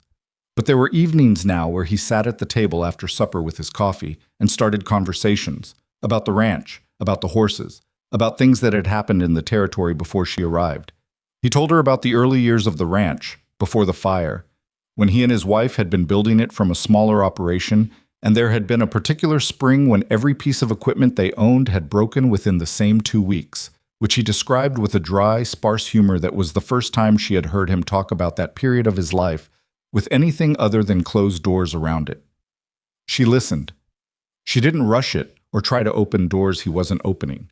She understood from Pearl's words in February, he broke once, and he doesn't think he can afford to break again. That this was not a man who would simply decide one day to be different. He was, instead, slowly and with great care, moving weight from one place to another, and the only useful thing she could do was be present while he did it. The horses were what opened him most reliably. He could talk about the horses without the defensive architecture that surrounded everything else. The foal from Callie had grown into something extraordinary. She was 3 months old and already showing the build and temperament that Colt had predicted when he'd stayed up all night to bring her into the world. Clean lines, a disposition that was alert without being volatile, a willingness to engage with people that made early training significantly easier than usual. Colt had named her Meridian, which Vivian thought was the right name for a horse who had been born at the exact midpoint between the worst night of winter and the beginning of spring. Watching him with Meridian was watching a different person than the one who had handed her a letter through an agency and told her his face was scarred and the work was hard and she should decide for herself. The care he had for the animal was total and unguarded, and sometimes in the mornings when she came out to the barn, she would find him standing in the stall with the foal, not doing anything particular, just present, and she understood that this was where he put the things he couldn't put anywhere else. She started spending more time in the barn. Not strategically. She genuinely had work there. The breeding records needed updating as the spring foal season continued, and there were 2 other mares due before June. But she started coming out in the evenings when the day's work was done, and more often than not, Colt was there, and they would talk about the horses, and sometimes the talking about the horses moved into talking about other things, and this was how she came to know him past the surface of what a practical arrangement required. On a May evening, when the last light of the day was coming through the barn in a long slant that made everything it touched look more significant than it was, he told her about the fire. She hadn't asked. She would not have asked. But he had been telling her about a breeding stallion he'd had before, a gray named Anchor who had been his first real success, the horse that had made the ranch's reputation in its early years. And something in the telling arrived at the edge of the fire's date, and instead of going around it the way he usually did, he went through it. March of '78, he said. I was in Millhaven for supplies, tipped stove in the barn. They figured it was the wind, the way it had come up that night. The stovepipe had a problem we hadn't caught. Barn went first, then the house. His voice was flat and even, the voice of a man who had learned to say these facts in a tone that kept them from taking over the room. Clara got the horses out. She was like that. She'd go for the animals first. She got most of them out. She went back for Anchor. He paused. He was panicking. Wouldn't move. She went in a second time and the roof came down. The barn was quiet.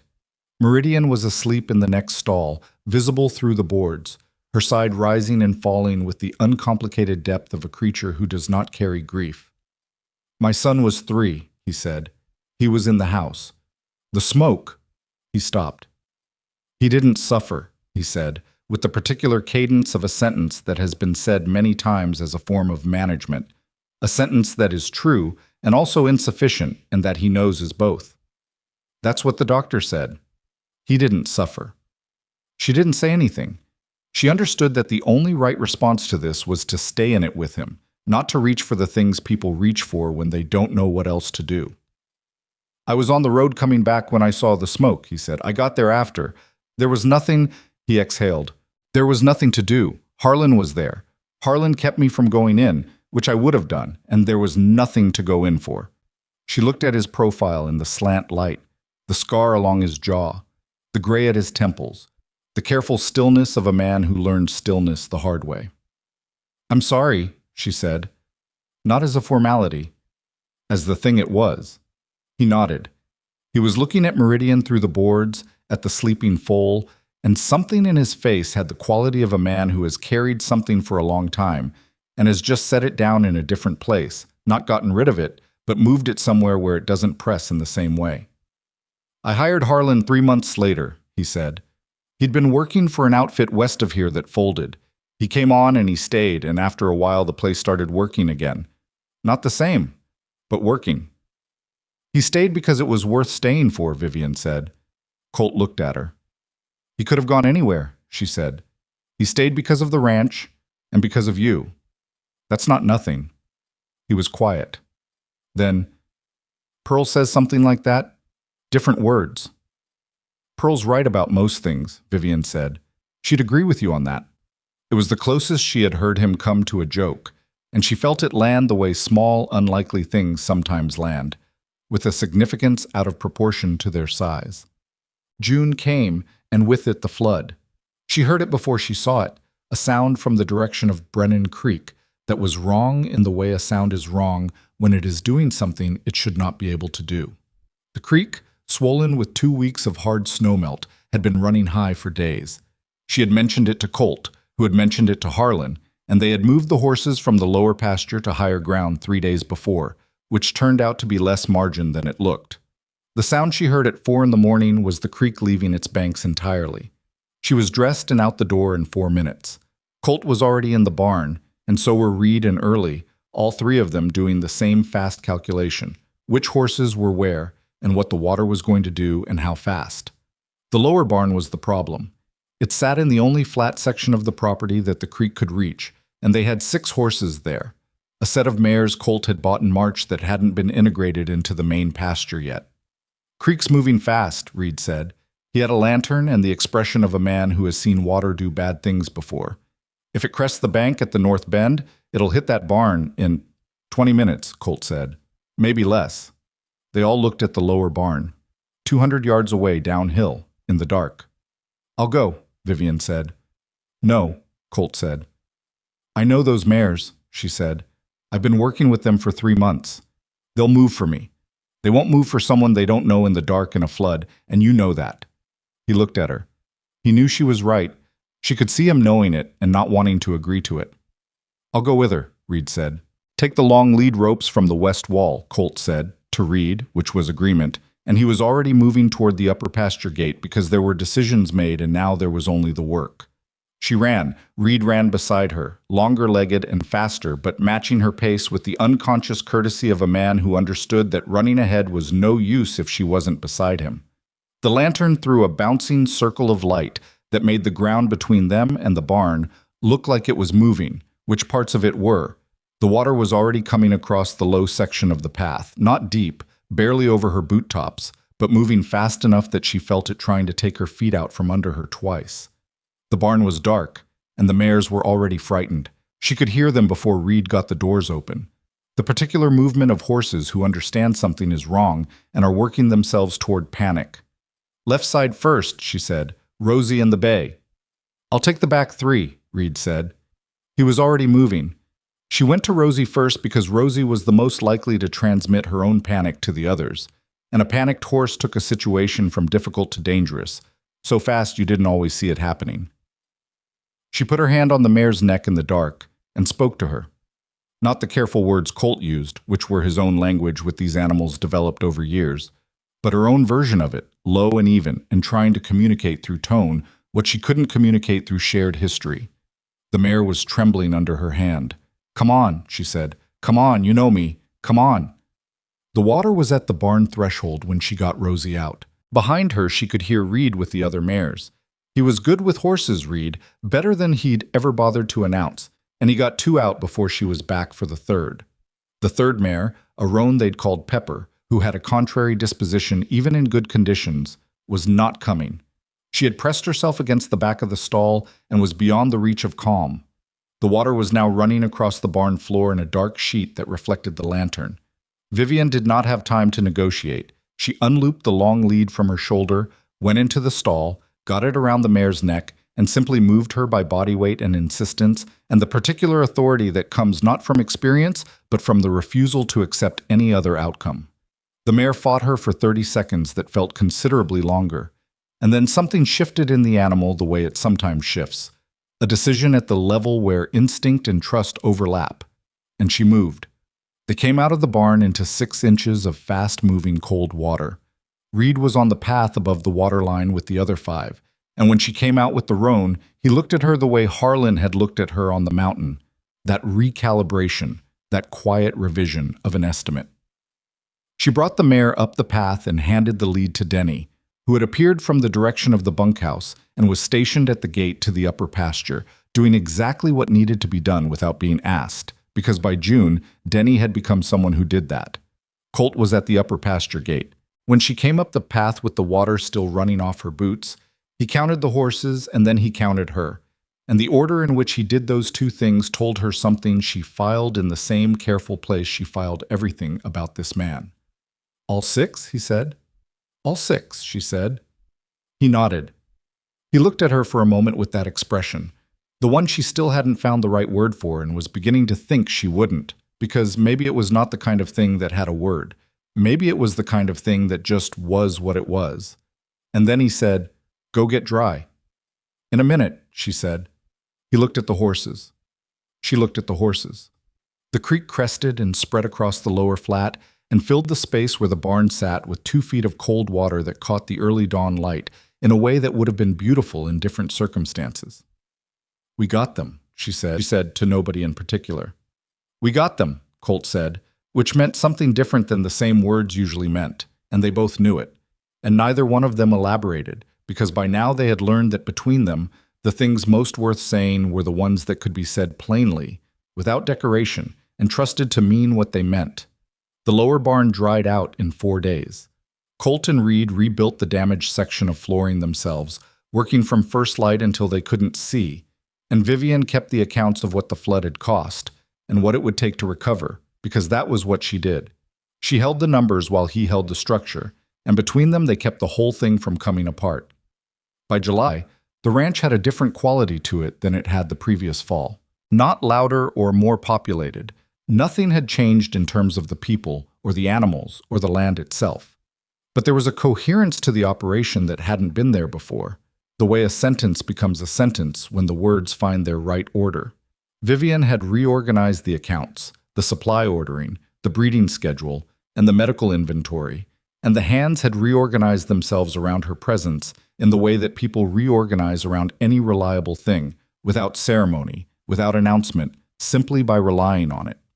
Denny had taken to leaving small questions for her in the mornings. Notes on the kitchen table about things he'd noticed in the barn, or questions about the schedule that were technically Harlan's domain, but that he brought to her because he'd learned she would answer him straight and not make him feel the question was stupid. She answered every note. She had taught him to read a breeding ledger, and he had taught her, in return, and apparently without realizing he was doing it, how to move around horses in a way that didn't broadcast nerves. Reed and Early had stopped treating her like an experiment. They treated her the way they treated Marcus, which was to say they treated her like someone who had proven what they were worth, and could therefore be counted on, which among people who counted on things every day was the highest denomination of respect available. She was thinking about none of this on the morning a rider came to the ranch with a letter that had the return address of a law office in Mill Haven. Colt read it at the table while she stood at the stove and pretended to be entirely focused on the coffee. She had learned to give him first contact with difficult information. He processed better without someone watching him process. When he set the letter down, his face was the closed and careful face she hadn't seen since February. "Who is Hargrove Stills?" she asked. He looked up. "You know that name?" "I don't," she said, "but a letter from a lawyer in Mill Haven with your jaw set like that is either a bill you weren't expecting or a name you were hoping not to hear again." He looked at the letter. "Stills runs cattle operations east of here. 3 ranches, maybe 4 now. He's been consolidating territory for 6 years. A pause. "He made an offer on Brennan Ranch 2 years ago. You turned it down." "I turned it down. And now there's a lawyer." "Now there's a lawyer." He pushed the letter across the table. "He's filing a challenge to the water rights on Brennan Creek. Claims the upper diversion we built last year encroaches on a historic claim he holds on that watershed."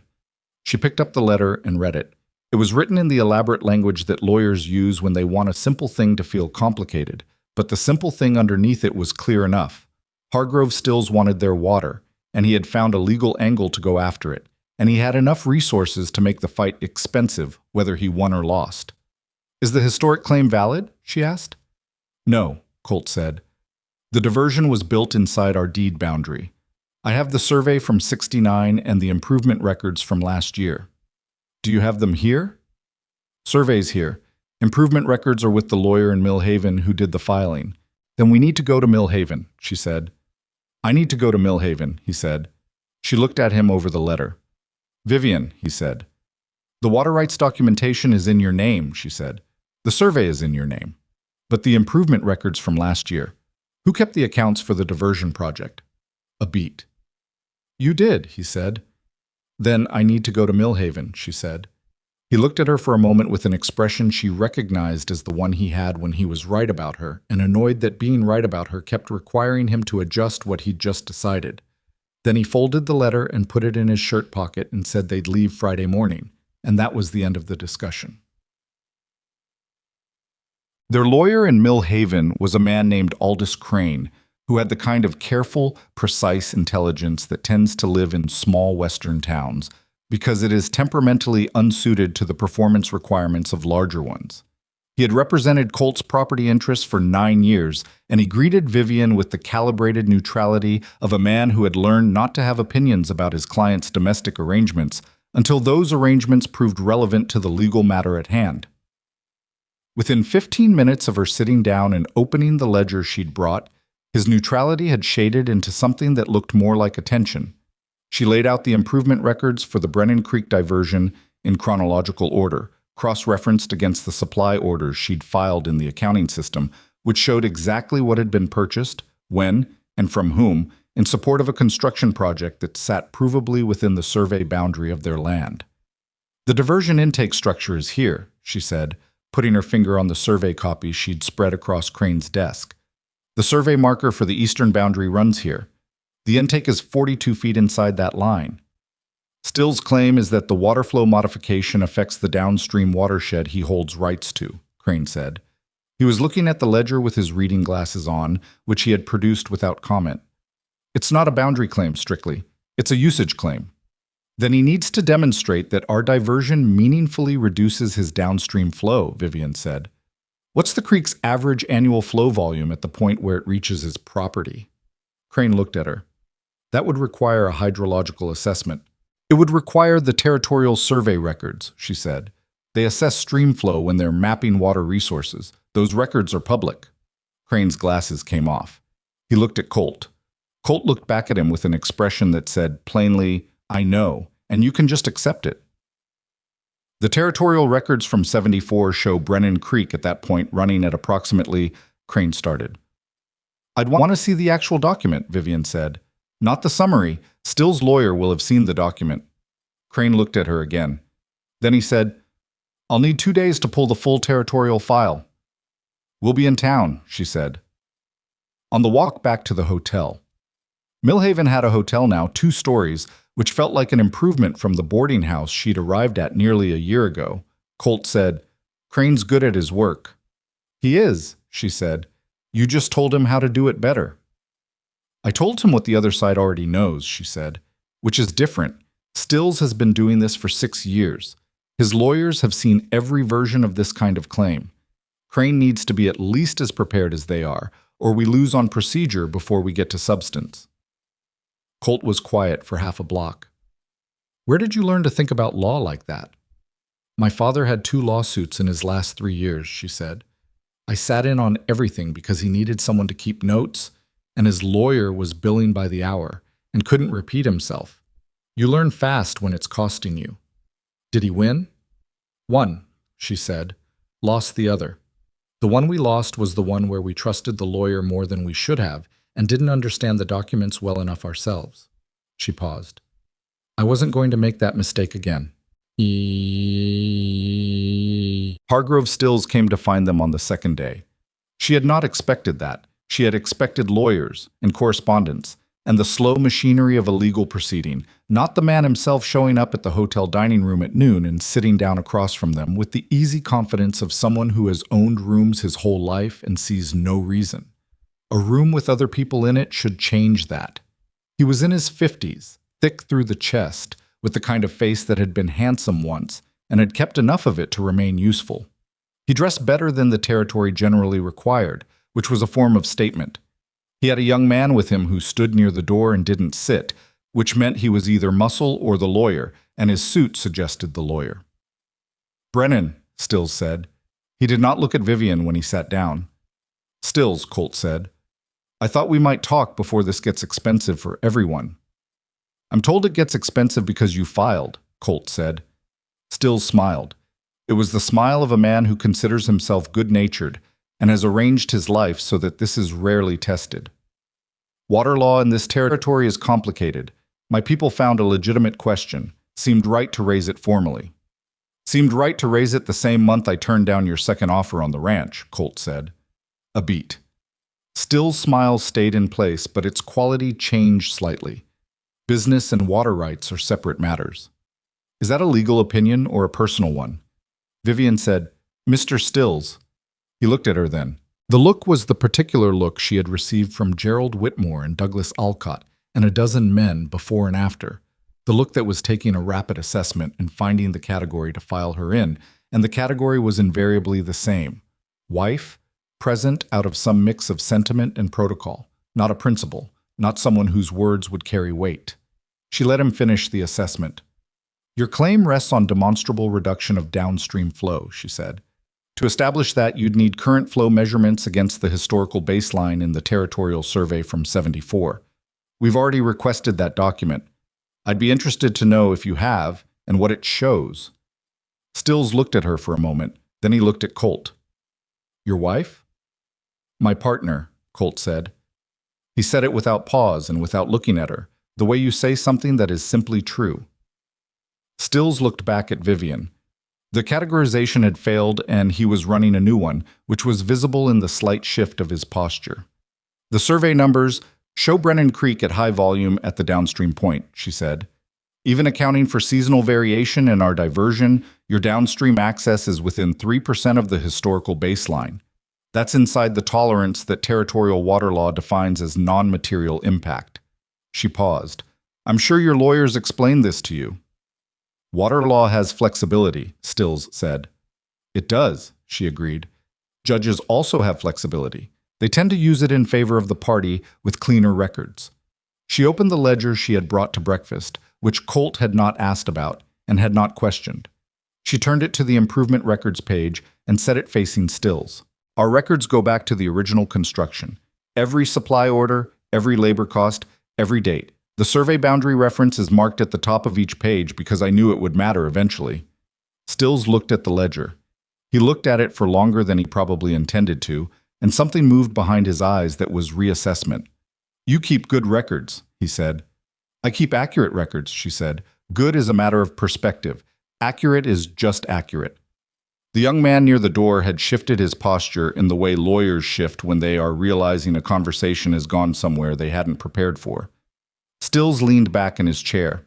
He picked up his coffee cup, which the waitress had set down without being asked, because Stills was the kind of man waitresses served without being asked. He drank. He set the cup down. What do you want from the diversion? He asked Colt. What I already have, Colt said, which is what I built on my own land, which is legal, which is documented. And the legal matter. Drops, Colt said. Your people file a withdrawal by Friday, and we don't pursue costs. Stills was quiet. He looked at the ledger again, not at Vivian, at the ledger, with the expression of a man counting things. He was not stupid, which made him more dangerous in some ways, and in this moment, more useful, because a stupid man would have dug in out of pride and the fight would have gone on for a year. A man like Stills calculated. I'll speak to my lawyers, he said. He stood, buttoned his jacket, and left with the young man without looking at Vivian again, which she noted because the people who are most threatened by you are almost always the ones who stop looking at you. Colt watched him go. He picked up his fork and went back to his breakfast. After a moment, you knew about the tolerance threshold before we came in here. I looked it up before we came to Millhaven, she said. Crane had a copy of the territorial water statute in his files. I read it Thursday night. You didn't tell me. I didn't know if we'd need it, she said. I wanted to have it if we did. He ate for a moment. The thing about keeping it for when it was needed, he said. Yes. It's something my father used to say. She looked at him. He was a careful man, Colt said. Had a saying, don't spend what you might need later. He was looking at his plate. I'd forgotten that. She didn't say anything. She understood this was one of those moments that didn't need commentary, only the willingness to sit in it. Stills's lawyers filed the withdrawal the following Thursday, which was one day inside the deadline Colt had set. Crane sent a note with the news that was professionally neutral, but contained the phrase expedient resolution in a context that suggested he found it gratifying, which was the most expressive Vivian had ever seen him. The ranch absorbed the summer in the way ranches do, without pause, without the acknowledgement that seasons are meaningful, only the endless requirement of work that changes its specific nature according to what the month demands. Hay cutting, fence repair, the continuation of the breeding program, the management of the 6 new mares through their first full summer on Brennan land. Meridian was 4 months old and already, in the opinion of everyone who had watched a foal develop on this ranch, something exceptional. She had Callie's clean build and whatever the stud's bloodlines had contributed in terms of temperament, a kind of willing intelligence that showed itself in the way she engaged with people, the way she learned. Colt worked with her every day. It was the most sustained and visible happiness Vivian had seen in him, and she gave him the space to have it without audience. August brought a visitor she hadn't expected, a representative from the Territorial Army Procurement Office, a man named Lieutenant Cassidy, who arrived on a Tuesday with letters of introduction and an interest in discussing breeding contracts for military horses. Colt had known this was a possibility. He'd made inquiries through Crane's office months earlier, but the timing of Cassidy's arrival had compressed, and he came to Vivian the morning before the scheduled meeting with a directness she had come to recognize as his version of asking for help.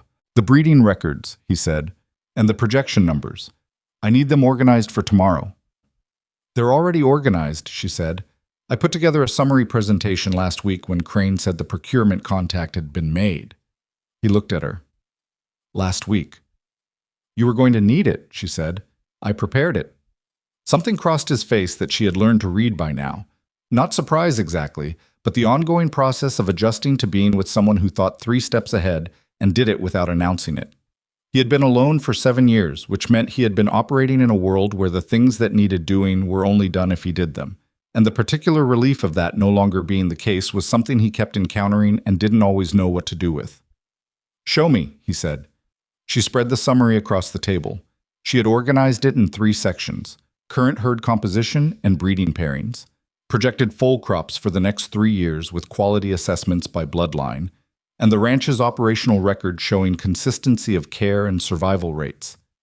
At the back, she had put Meridian's early assessment, which she had written herself based on months of observation, because Meridian was the most compelling evidence they had for what the ranch could produce. Colt went through it the way he went through all documents, slowly, with full attention, going back to things that required it. When he finished, he squared the pages and looked at the summary page. "You wrote this about Meridian," he said. "Yes." "From what you observed?" "From what I observed since birth," she said. "You were there for most of it." "I know," he said. "But you—" He stopped. He put the papers down. He looked at the table for a moment. "When I wrote to the agency," he said, "I thought I needed someone who could survive out here, do the work, not make things harder." She waited. "I didn't think about what it would be like to have someone who makes it better," he said. He said it to the table, not to her, in the way he said the things that cost him something to say. "That's different from what I asked for." "I know," she said. He looked up. "It's what I hoped for, though," she said. "When I wrote back, I didn't say it because it seemed like too much to say when I didn't know yet if it was true." He held her gaze. That expression, the one she had been failing to name since the door of the line shack, was there again, and this time she was close enough and knew him well enough to see its components, which were recognition and relief, and something older and more painful than either, which was the particular look of someone who has been in a very dark place for a long time and is only now, standing in the light, fully registering the distance they traveled to get here. "It's true," he said. "Yes," she said. "It is." They sat with that for a moment in the kitchen where she had learned to make coffee before 5, and he had started timing his barn check to the coffee being ready, in the house that had been empty of a certain kind of presence for 7 years and wasn't anymore. Then he picked up the summary pages and said they'd need to move the table in the main room for the meeting tomorrow, and she said she'd do it after supper, and they moved on to the work of the day, which was how they always moved through the things that mattered. Lieutenant Cassidy was a precise, unhurried man in his 40s who had the look of someone who had evaluated a great many horses and a great many people who claimed to know about horses, and had developed reliable methods for distinguishing between them. He spent the morning looking at the herd. Colt walked him through it, and Vivian was present but not performing. She answered questions when they were directed at her and didn't inject herself into the spaces where she wasn't needed. By now she had a clear enough sense of what she was for in any given situation, and in this one, what she was for was the records. They came to Meridian at the end. Cassidy stood at the fence and watched the filly move in the paddock for a full 5 minutes without speaking. Meridian, indifferent to being observed, demonstrated everything she was without being asked: the clean gait, the alert carriage, the willingness to approach the fence when a stranger appeared rather than pulling away. "How old?" Cassidy asked. 4 months, Colt said. "Sire?" Colt named the stallion, with the bloodline summary, which Cassidy listened to with full attention. "And the dam's history?" Cassidy asked. Vivian handed him the page she'd prepared specifically for this moment. Callie's full breeding history, foaling record, and the assessment Colt had given her in those first evenings of building the ledger, when he'd talked about the horses the way some men talk about their children. Cassidy read it. He turned the page over because there was information on the back as well, which she had included because it was relevant, and not including it would have been incomplete. "You compiled this?" he asked her. "From records and observation," she said, "and from Mr. Brennan's knowledge of his herd, which is considerable." Cassidy looked at Colt. "Your operations records are better than most I've seen in the territory." "My wife keeps them," Colt said. It was the first time he had used that word. Not partner, not the name. Wife. He said it in the same flat, factual tone he said most things, with the specific weight of a man who uses words carefully and has therefore chosen this one deliberately. She felt it land. She kept her expression where it was. Cassidy said, "The Army's requirements for the next contracting period are 40 horses over 3 years, meeting specific conformation and temperament standards. Based on what I've seen this morning and these records, Brennan Ranch would be a strong candidate." "We can meet those numbers," Colt said. He looked at Vivian. "With the projected foal crops and the current breeding schedule, yes," she said. "And if we expand by 4 additional broodmares before spring, which I'd recommend regardless of the contract, we have margin for attrition and still meet the volume." Cassidy made a note. He was the kind of man who made notes in a specific way, quick and precise. Nothing wasted. "I'll include your operation in the evaluation report. The board meets in October. You'd be notified before winter." After he left, Harlan appeared from the direction of the barn, where he had spent the morning being conspicuously busy with things that did not require him to be anywhere near the house. He appeared at the paddock fence and looked at Meridian, and then looked at Colt and said, "Well?" "Good," Colt said. Harlan nodded. He looked at Vivian. "You take the records to him?" "Yes." Harlan nodded again. He looked at Meridian once more. Then he went back to the barn, which was, from Harlan, a standing ovation. Well, the letter from Stills came in September. Not from his lawyers this time, from Stills himself in his own hand on the letterhead of his main operation. It was addressed to both of them, Colt Brennan and V. Brennan, which was a concession that cost him something, which meant he was either more calculating than she'd credited, or he'd had someone tell him he'd handled the Millhaven meeting poorly and was adjusting his approach. She suspected both. The letter proposed a grazing arrangement on a section of Stills' eastern pasture that bordered the Brennan upperland, access they could use in the heavy winter months when their own high pasture was snowbound.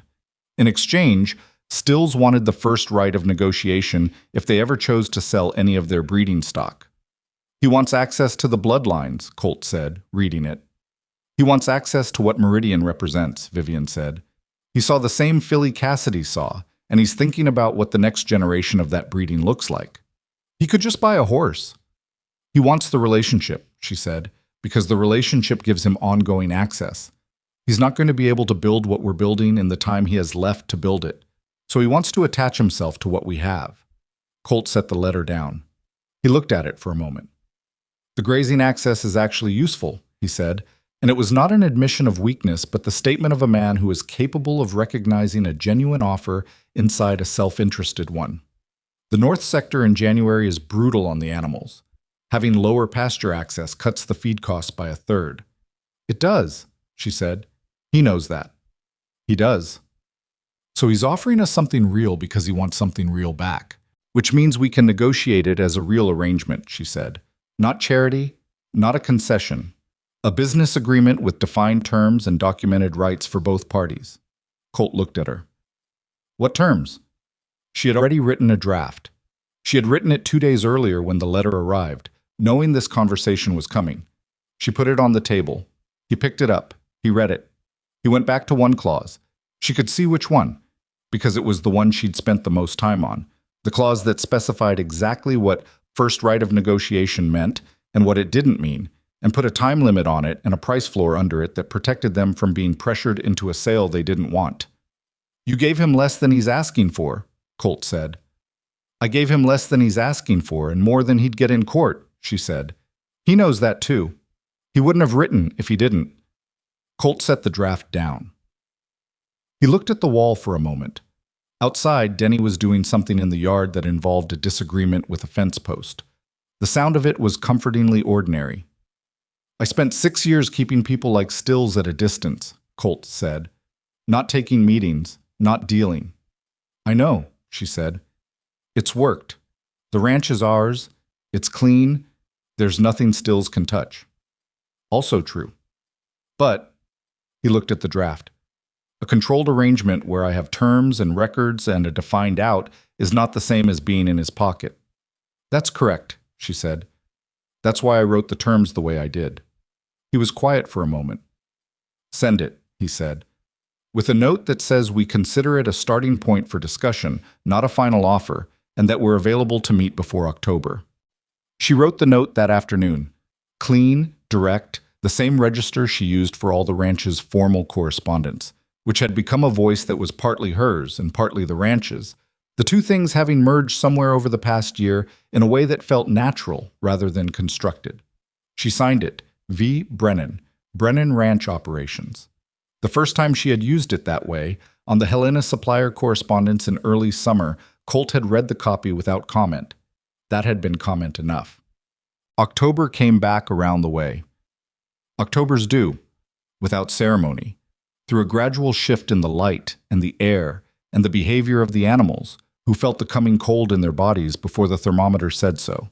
Vivian stood at the kitchen window on a Tuesday morning and looked out at a yard that was different in almost every way from the yard she had looked at on the first morning she'd been here. The northwest fence was repaired. The lower barn had new flooring. The breeding ledger on the shelf behind her contained 2 years of data that could tell you at a glance what the herd was, what it had been, and what it was going to be.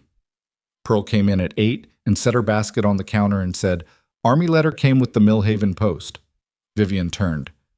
"Harlan brought it up from town last night," Pearl said. "He left it on the table for you." The letter was there when she looked. She hadn't seen it in the morning dark. She picked it up. She looked at it for a moment without opening it, in the way you look at something you've worked toward for a long time before you find out whether the work was enough. She heard Colt's boots on the porch, and then the door. The sound she had calibrated to in 12 months, the way you calibrate to any sound that marks the rhythm of your days. He came in and saw the letter in her hand and stood in the kitchen without taking off his coat. "October," he said. "October," she said. She opened it. She read it. Her face told him before her words did. She wasn't good at hiding what she felt, had never been. It was one of the things that had gotten her called difficult in other people's kitchens, that her face was honest even when her voice was controlled. "We're on the contract list," she said.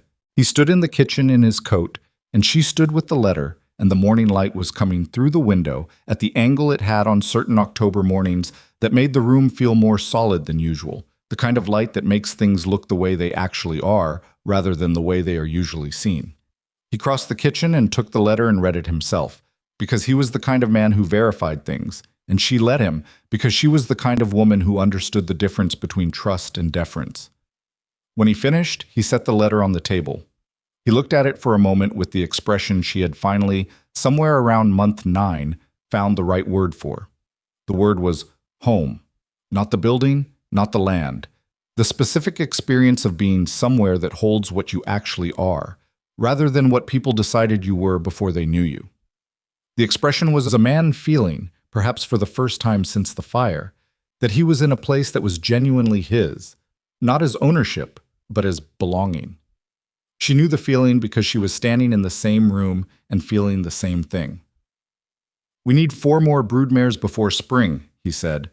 "I have 3 candidates already identified," she said, "from the Helena network."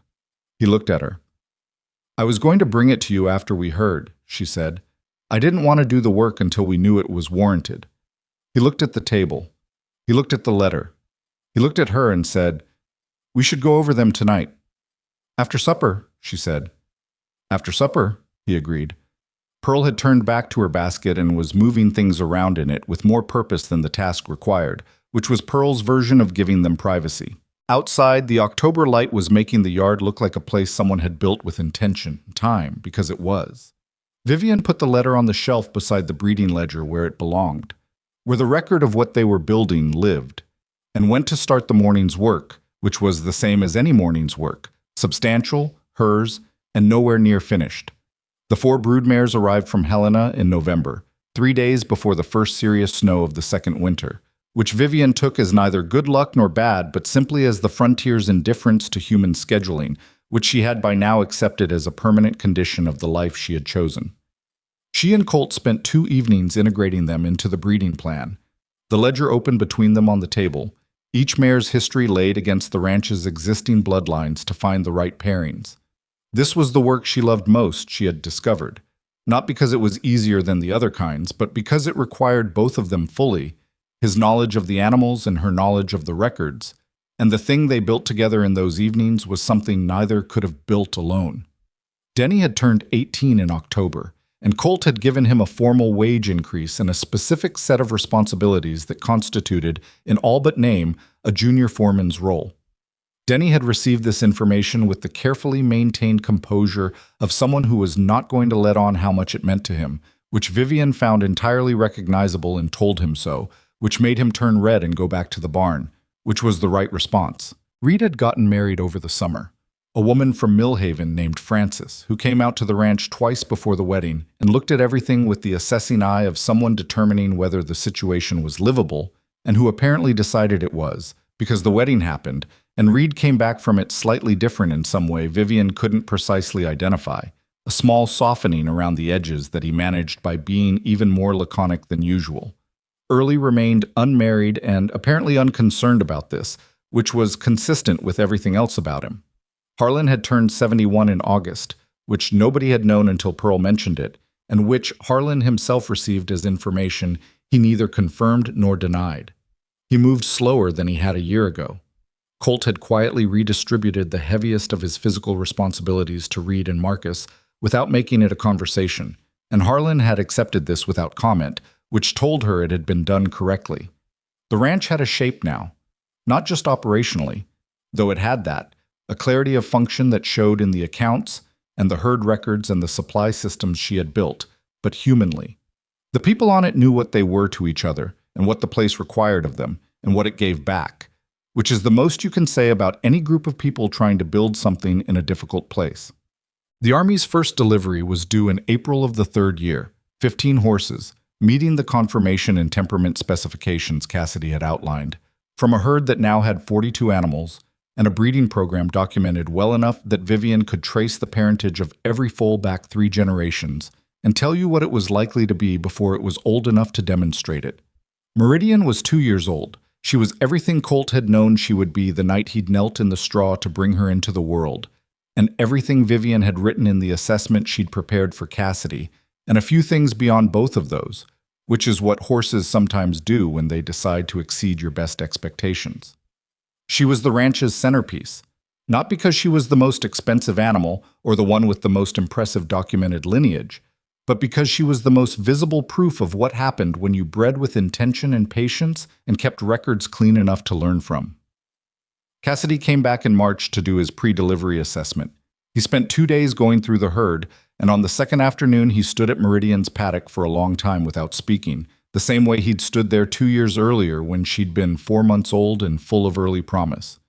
"She's not in the delivery cohort," he said. "No," Colt said. "She shouldn't be," Cassidy said, which was his way of saying that Meridian was worth more than the contract price, which both of them knew. "The board is going to want to discuss a second contract period before this one's finished." "We'll be ready to discuss it," Vivian said. Cassidy looked at her. Over 2 years, he had moved from the calibrated neutrality of their first meeting to something that was closer to straightforward respect, the kind that doesn't require announcement. He had sent 2 other procurement officers to look at operations in the territory, and both of them had come back with reports that referenced Brennan Ranch's record-keeping as the standard against which others should be measured, which Crane had forwarded to them with a note that said, "For your files," and which Vivian had put in the ledger because it belonged there. "The documentation you've built here," Cassidy said, "is the reason this contract went smoothly. I want you to know that directly." "The horses are the reason the contract went smoothly," Colt said. "The horses are why we're interested," Cassidy said. "The documentation is why we're confident. Both matter." He looked at both of them. The Army deals with a lot of operations where one person knows what they're doing and nobody else does. When that person is gone, the whole thing falls apart. He paused. That's not a risk with this ranch. He left the next morning. Colt and Vivian stood in the yard and watched his wagon take the road toward Millhaven, and after it was gone, Colt said, "He's right." "About which part?" she asked. "All of it," he said. She looked at the yard, at the barn with its repaired flooring and the new water trough they'd installed along the east wall, at the pastures where 42 horses moved through a cold March morning with the easy authority of animals that have been well cared for, at the house where the kitchen window showed the shelf where the breeding ledger sat next to the Army contract and the Helena supplier agreement, and the grazing arrangement with Stills that had now been in operation for 2 years without a single contested clause. "Colt," she said. "Yeah. I want to say something, and I want you to let me finish it before you say anything." He looked at her. "When I came here," she said, "I came because I had no better option. I want to be honest about that. I came because 3 men had turned me away, and I had 6 weeks of money left and an offer from a stranger who promised nothing except that he'd be straight with me." She paused. "That's where I started." He waited. "Where I am now," she said, "is—" She stopped. She was not, as a general rule, someone who struggled with words, but this was the kind of thing that resisted the precision she usually brought to language, because it was not a business matter, and it was not a ranch matter, and it was not something she could organize into columns. "I am somewhere I have never been before," she said, "which is in a place that is actually mine. Not by arrangement, mine." He was quiet for a moment. The wind came down off the mountain and moved through the yard with the particular quality of late winter wind that has spring somewhere inside it, not yet arrived, but present in the way a decision is present before it's made. "I know," he said. "It's mine too. More than it was before you came." He said it the way he said all the true things, without decoration, without building up to it, just the thing itself set plainly in the air between them. "That's not something I expected." "Neither did I," she said. "I'm glad I wrote the letter," he said. "I'm glad I wrote back," she said. The delivery happened in April, on a morning that couldn't decide between winter and spring, and settled for both at once, cold in the shadow, warm in the sun, the horse's breath visible when they moved through the shade and gone when they stepped into the light. 15 animals in the Army's specific conformation specifications, documented to a standard that Cassidy's team processed in 2 hours rather than the usual day, because the records were that clean. Colt led each horse himself. Vivian stood at the gate with the transfer documentation, checking each animal against the ledger entry and the Army's specification sheet, and when the last one was signed over, she handed Cassidy the final page and he signed it, and that was that. The first contract, completed, with a second contract discussion already scheduled for July.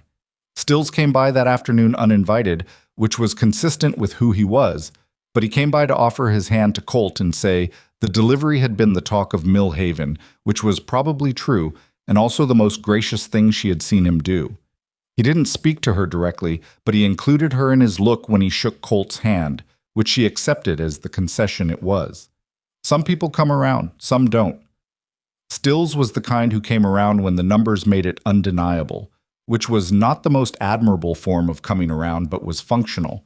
And on the frontier, functional covered a lot of ground. He ticked. 3 years on from the October morning when the Army contract letter had arrived, Brennan Ranch was a different operation from the one Vivian had found when she'd stepped off a stage in Millhaven with 2 bags and a hat box. The herd had grown to 58 animals. The Army was on its second contract. The Helena supplier relationship had expanded into a network that included 3 other operations Vivian had connected them to in exchange for favorable terms, which Crane had negotiated with the careful pleasure of a man who enjoys doing something he's good at. The breeding ledger was now 2 volumes, the second one started by Vivian and increasingly contributed to by Denny, who had developed his own eye for horses that was different from Colt's but complementary to it.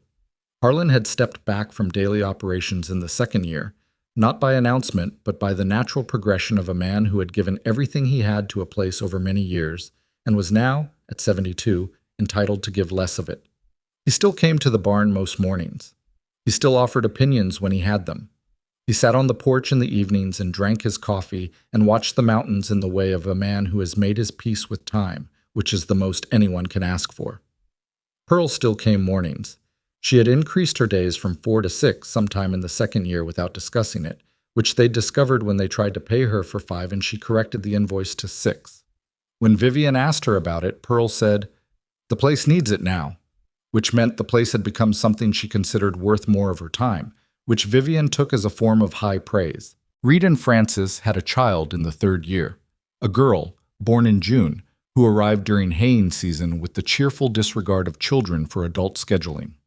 Reed had gone to Millhaven for the birth, missing 2 days of work, and when he came back he had the specific altered expression of a man who has encountered something that has permanently rearranged his sense of what matters, and nobody on the ranch said a word about the 2 days, because some things are beyond the accounting. What? On a September evening in the 4th year, Vivian sat at the table where she had first eaten Pearl's stew the night she arrived, with the breeding ledger and the current accounts spread in front of her, and she thought about a woman who had stood in Gerald Whitmore's dining room with a coffee stain spreading across the tablecloth and 2 bags she'd packed with everything she had left. That woman had been afraid, though she hadn't permitted herself to call it that at the time. She had been afraid in the way people are afraid when they have done every correct thing and arrived at a place where the correct things were not enough, and there was nothing left but to try something that might not work, with someone she didn't know, in a place she'd never been. She had not made herself smaller. Not then, not once in 4 years, and there had been moments, many of them, when smallness would have been easier. When Colt's silences were hard to read and the work was harder than she'd expected, and the loneliness of the mountain winter pressed on her in ways she hadn't known to prepare for. When the hands weren't sure of her, and Stills was threatening the water rights, and the flood took the lower barn floor, and she stood at the gate with 6 horses and 2 feet of creek water, and the question of whether this was survivable was not entirely rhetorical. She had not made herself smaller. She had made herself more accurate instead, more precise about what she was and what she could do, and what she needed and what she was willing to give. That was the thing the frontier asked for, she had learned. Not strength in the way people talk about strength, not a grinding endurance of difficulty. It asked for accuracy.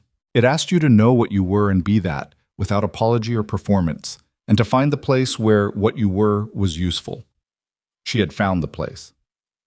Colt came in from the barn at the end of the day's work and sat at the table across from her the way he had on 1,000 evenings. He looked at what she was working on, not intrusively, but with the natural attention of a man who is interested in the thing they have built together. "Second volume's almost full," he said, looking at the ledger. "I ordered a 3rd from Millhaven last week," she said. He looked at her. "We'll need it by spring," she said. "The projected foal crop from the new pairings is—" "Vivian," he said. She stopped. He looked at the table for a moment. The fire had settled in the stove and the kitchen was warm, and outside the September dark was coming down over the mountains.